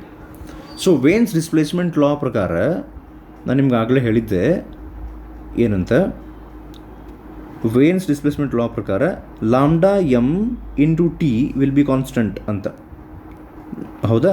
ಈಗ ಅವ್ರು ಕೊಟ್ಟಾರ 2000 ಕೆಲ್ವಿನ್ ಇದ್ದಾಗ ವೇವ್ ಲೆಂತ್ ಐತಿ ಲಾಮ್ಡಾ ಎಮ್, 3000 ಕೆಲ್ವಿನ್ ಇದ್ದಾಗ ಎಷ್ಟು ಇರುತ್ತೆ ವೇವ್ ಲೆಂತ್ ಅಂತ ಕೇಳಾಕತ್ತಾರೆ. So quite simple. ಹೆಂಗೆ ಮಾಡ್ಬೋದು ನಾವು ಅಂದರೆ, so lambda M into temperature is constant ಅಲ್ಲ, ಅಂದರೆ lambda M into 2000 will be equal to lambda M dash, ಅಂದರೆ 3000 ಕೆಲ್ವಿನ್ ಇದ್ದಾಗ ಎಷ್ಟು ಇರುತ್ತೆ ಅಂತ ಕೇಳಾರಲ್ಲ, ಅದನ್ನು I am taking it as lambda M dash. So we want the value of lambda M dash ಅಂದರೆ, ಸೊ ಕ್ವೈಟ್ ಆಬ್ವಿಯಸ್ಲಿ ಇದನ್ನು ಆ ಕಡೆ ತೊಗೊಂಡು ಹೋಗ್ರಿ, lambda M into 2000 divided by 3000. So answer is lambda M dash is 2/3 lambda M. ಅಂದರೆ ನಾವು Wien's displacement ಲಾನ್ use ಮಾಡ್ಕೋಬೇಕಷ್ಟೇ ಇಲ್ಲಿ. Okay, so moving on to last question. A black body is heated from 27 degree Celsius to 927 degree Celsius. The ratio of radiations emitted will be. ನಾನು ಆಗಲೇ ಹೇಳಿದ್ದೆ black body it emits energy E which is directly proportional to temperature raised to 4. ಅವ್ರು ಏನಂದಾರಂದ್ರೆ 27 degree ಸೆಲ್ಸಿಯಸ್ನೊಳಗೆ ಅದು E1 energy radiate ಮಾಡಾಕತ್ತೈತಿ. 927 degree ಸೆಲ್ಸಿಯಸ್ನೊಳಗೆ it is emitting another energy, another value of energy per second per unit area ಇರ್ತದೆ actually E2. They are asking you in this question to calculate E1/E2. So as energy is directly proportional to T raised to 4, ನಾವು ಹೆಂಗೆ ಮಾಡ್ಬೋದು ಅಂದರೆ E1/E2 is T1/T2 hole raised to 4 ಮಾಡ್ಬೋದು. ಹೌದಾ? So ಇದನ್ನು calculation ಮಾಡೋಕ್ಕೆ try ಮಾಡೋಣ ನಾವೀಗ, ವಿಚ್ ಇಸ್ ಆ್ಯಕ್ಚುಲಿ ಇಂಪಾರ್ಟೆಂಟ್. ಇಲ್ಲಿಗೆ ಸ್ಟಾಪ್ ಮಾಡಿಬಿಟ್ರಿ ನೀವು ವಿಡಿಯೋ ಅಕಸ್ಮಾತ್ ಇಲ್ಲಿ ತನಕ ನೋಡಾಕತ್ತೀರಿ ಅಂದರೆ, ಬಿಕಾಸ್ ನಾನು ಇಲ್ಲಿ ತನಕ ನೋಡಾಕತ್ತೀರಿ ಅಂತ ಯಾಕೆ ಅನ್ನಾಕತ್ತೀನಿ ಅಂದರೆ, ಇವು ಎಕ್ಸಾಮ್ಸ್ ಹತ್ತಿರ ಬಂದ್ಗಳೇ ತಲೆ ವಿಚಿತ್ರ ಓಡಾಕತ್ ಬಿಡ್ತಾವೆ ಸ್ಟೂಡೆಂಟ್ಸದ್ದು. ಒಮ್ಮೆ ಹಂಗೆ ಮಾಡ್ತಾರೆ, ಒಮ್ಮೆ ವಿಡಿಯೋ ನೋಡ್ಬೇಕು ಅಂತ ಹೇಳಿ ಲಾಸ್ಟ್ ತನಕ ನೋಡ್ತಾರೆ, ಏದು ಬ್ಯಾಡ್ತಳಿ ನಾನು ಓದ್ಬೇಕು ನಾನು ಓದ್ಕೊತೀನಿ ಅಂತ ಹಂಗೆ ಮಾಡ್ತಾರೆ. ಒಂದು ಸ್ಟೇಬಲ್ ಮೈಂಡ್ ಇರೋಂಗಿಲ್ಲ. ಆದಷ್ಟು ಸ್ಟೇಬಲ್ ಮೈಂಡ್ ಇಟ್ಕೋರಿ, ಏನಾಗಂಗಿಲ್ಲ. ಕೇಳಂಗಿಲ್ಲ ಬಿಡ್ರಿ, ಮಾತು ಟೆನ್ಷನ್ ಮಾಡ್ಕೊತಾರೆ. ಮತ್ತು ಟೆನ್ಷನ್ ಮಾಡ್ಕೋಬೇಡ್ರಿ ಅಂದರೆ, ಇಲ್ಲ ಸರ್ ಹಾಗೆಲ್ಲ ಹೇಳ್ಬಾರ್ದು. ನೀವು ಪೇರೆಂಟ್ಸು ಬಂದು ಹೇಳ್ತಿರ್ತಾರೆ, ಸರ್ CET ಅಂದರೆ ಅದರಿಂದ ನಿಮ್ಮ ಲೈಫ್ ಡಿಸೈಡ್ ಆಗಂಗಿಲ್ಲ ಅಂತ ಅನ್ನಕ್ಕೆ ಹೋಗ್ಬೇಡ್ರಿ ನೀವು. ಅವ್ರ ಮುಂದೆ ಅವ್ರು ಓದೋದೇ ಬಿಟ್ಬಿಡ್ತಾರೆ, ಏನೋ ಮಾತಾಡ್ತಾರೆ, ಹೋಗ್ಬಿಡ್ರಿ. ಅವ್ರವ್ರಿಗೆ ಬಿಟ್ಟಿದ್ದದ ನಾನು ಹೇಳೋ ಅಷ್ಟು ಹೇಳ್ತೀನಿ. So E1/E2 is equals to T1 ಎಷ್ಟು ಕೊಟ್ಟಾರ ರೀ ಅವರೇ 27, T2 ಎಷ್ಟು ಕೊಟ್ಟಾರ 927. ಸೊ ಹೋಲ್ raised to 4 ಮಾಡಬೇಕು. ಇದನ್ನೆಲ್ಲ ಮಾಡ್ಕೊಂಡು ಕುಂದಿರ್ತೇವೆ ಸರ್ ಹುಚ್ಚರಂಗೆ. ಆ್ಯಕ್ಚುಲಿ ನಾನು ನಿಮ್ಗೆ ಹೇಳಿದ್ದೆ, when we use this formula E is directly proportional to T raised to 4, the temperature must be represented in or written in terms of Kelvin, absolute temperature-ನಾಗ. ಇದು degree ಸೆಲ್ಸಿಯಸ್ನೊಳಗೆ ಅದು ಎರಡು ಹಂಗೆ ಅಲ್ಲಿಗದು. ಸೊ ಈಗ ನಾವೊಂದು ಕೆಲಸ ಮಾಡೋಣ, ಇದನ್ನು ಕೆಲ್ವಿನ್ನೊಳಗೆ ಎಕ್ಸ್ಪ್ರೆಸ್ ಮಾಡೋಣ ಈಗ. So what is 27 in kelvin? When expressed in kelvin it becomes 300 plus 273. 927ಗೆ ನೀವು ಪ್ಲಸ್ 273 ಮಾಡಿದ್ರಿ ಅಂದರೆ ಇಟ್ ಬಿಕಮ್ಸ್ 1200. ಈಗ ಹೋಲ್ raised to 4 ನೀವು ಮಾಡಿದರೆ ಕ್ವೈಟ್ ಸಿಂಪಲ್ ಆಗ್ತೈತಿ. ಇದು 1 ಇದು 4. So obviously 1 raised to 4 is 1. 4 raised to 4 is 4 into 4 into 4 into 4. 4 4s are 16, 16 4s are 64, 64 4s are ಒಂದು ಸ್ವಲ್ಪ ಟೈಮ್ ತೊಗೊಂಡ್ಬೇಕಾದ್ರೆ ವಿಚಾರ ಮಾಡಿ 256. So E1 is to E2 is 1 is to 256. ಇದು ಆನ್ಸರ್. ಓಕೆ, ಸೊ ನಾನು ಒಂದಿಷ್ಟು ಮಂದಿ ಹಿಂಗೆ ಮಾತಾಡೋದು ಕೇಳೀನಿ. ಏನಂದ್ರೆ ಲಾಸ್ಟಿಗೆ ಕ್ವಶನ್ ಪೇಪರ್ಸ್ ಬಿಡಿಸ್ಕೊಂಡು ಕೊಡ್ಬೇಕು, ಬೇರೆ ಏನೂ ಮಾಡಬಾರ್ದು ಅಂಥೇಳಿ. ನಿಮ್ಮದು ಪ್ರಿಪ್ರೇಷನ್ ಒಂದು ರೌಂಡ್ ಮುಗಿದಿತ್ತಂದರೆ ಡೆಫಿನೆಟ್ಲಿ ಕ್ವಶನ್ ಪೇಪರ್ ಪ್ರಾಕ್ಟೀಸ್ ಮಾಡಿರಿ. ಬಟ್ ಆ ಕ್ವಶನ್ ಪೇಪರ್ ಪ್ರಾಕ್ಟೀಸ್ ಮಾಡೋಬೇಕಾರೆ ಒಂದಿಷ್ಟು ಕ್ವಶನ್ಸ್ ನೋಡಿ ಅದು ಬರಲಿಲ್ಲ ಅಂದ್ಕೊಳ್ಳಿ ಟೆನ್ಷನ್ ಮಾಡಿಕೊಂಡು ಮತ್ತು ಆ ಕ್ವಶನ್ ನೋಡಿ ಆ ಟಾಪಿಕ್ ತೆಗೆದು ಇದು ನೆನಪು ಆಗೋಲ್ತಂತ ಅದನ್ನು ನೋಡೋದು, ಮತ್ತೊಂದು ಕ್ವಶನ್ ನೋಡಿ ಮತ್ತೊಂದು ಹಿಂಗೆ ಮಾಡೋದಿತ್ತಂದ್ರೆ ಕ್ವಶನ್ ಪೇಪರ್ ಸಾಲ್ವ್ ಮಾಡೋದು ಬೇಡ. ನಡೀತೈತೆ ನಿಮ್ಗೆ ಹಂಗೆ ಟೆನ್ಷನ್ ಆಗಂಗಿಲ್ಲ ಅಂದರೆ ಪ್ರಾಕ್ಟೀಸ್ ಮಾಡಿರಿ. ನಾ ಬೆಟರ್ ಏನು ಹೇಳೋದಂದ್ರೆ, ನೀವು ಲಾಸ್ಟ್ ಡೇ ಈಗ ಲೈಕ್ 28 ತನಕ, if the exam starts on 30 ಅಂದರೆ 28 ತನಕ ನೀವು ಪ್ರಾಕ್ಟೀಸ್ ಮಾಡ್ತೀರಿ ಅಥವಾ 29 ತನಕ CET ಪ್ರಾಕ್ಟೀಸ್ ಮಾಡ್ತೀರಿ ಅಂತ ಏನಾರು ಇದ್ದರೆ ಅಲ್ಲಿ ತನಕ ಬೆಸ್ಟ್ ಕೆಲಸ ಮಾಡಬೇಕಾಗಿದ್ದು ನಿಮ್ಮ ಪ್ರಿಪ್ರೇಷನ್ ಯಾವ ಲೆವೆಲಿಗೆ ಬಂದೈತಿ ಅದ್ರ ಮೇಲೆ ಡಿಪೆಂಡ್ ಆಗ್ತೈತಿ. ಬಟ್ ಅಟ್ಲೀಸ್ಟ್ ಎಲ್ಲ ಕನ್ಸೆಪ್ಟ್ ಒಂದು ಸರ್ತಿ ಥೇರಿ ಓದ್ಬೇಕಂದ್ರೆ ಡಿಟೇಲಾಗಿ ಓದ್ಕೊಂಡು ಕೂಡೋದಲ್ಲ, ಥೇರಿನ ಫಾಸ್ಟಾಗಿ ನೋಡ್ಕೊತ ಹೋಗ್ಬೇಕು ಎಲ್ಲ. ಹಾಂ, ಇದು ಫಾರ್ಮುಲಾ, ಇದು ಹಿಂಗಿದು ಕನ್ಸೆಪ್ಟ್. ಆಮೇಲೆ ಡೈಲಿ ಯಾವುದೋ ಒಂದು ಸಬ್ಜೆಕ್ಟ್ ಇರಲಿ, ಒಂದು 20-30 ಕ್ವಶನ್ ಟೈಮ್ ಹಚ್ಚಿ ಸಾಲ್ವ್ ಮಾಡ್ಬೇಕು. ಆ ಸ್ಪೀಡನ್ನ ಪ್ರಾಕ್ಟೀಸ್ ಮಾಡ್ಕೊಳಕ್ಕೆ. ಆ್ಯಂಡ್ ಎವ್ರಿ ಟೈಮ್ ನಾನು ಹೇಳೀನಿ 20-30 ಕ್ವಶನ್ಸ್ ನೀವು ಸಾಲ್ವ್ ಮಾಡ್ಬೇಕಾರೆ ಟೈಮ್ ಹಚ್ಚಿ ಸಾಲ್ವ್ ಮಾಡೋ ಜೋಡಿ ರೌಂಡ್ಸ್ ಮಾಡಿರಿ ಅಂಥೇಳಿ. This is most important. Okay, so hopefully you are following my instructions. ಮತ್ತೀಗ ಥರ್ಮೋಡೈನಮಿಕ್ಸ್ ಚಾಪ್ಟರ್ ಕಂಟಿನ್ಯೂ ಮಾಡೋಣ PUC ಫಸ್ಟ್ ಇಯರ್ನೊಳಗೆ. And second year will continue with ray optics. ಎಲ್ಲಿಗೆ ಸ್ಟಾಪ್ ಆಗಿತ್ತು ಅಲ್ಲಿಗೆ. So hopefully you are making use of these videos. ಆಮೇಲೆ ಇವು ಅರ್ಥ ಆಗಾಗತ್ತಾವು ನಾ ಎಕ್ಸ್ಪ್ಲೇನ್ ಮಾಡಿದ್ದು ಅಂತ ಅಂದ್ಕೊಂಡಿನಿ. Okay, will continue the next video. Thank you. ನಮಸ್ಕಾರ.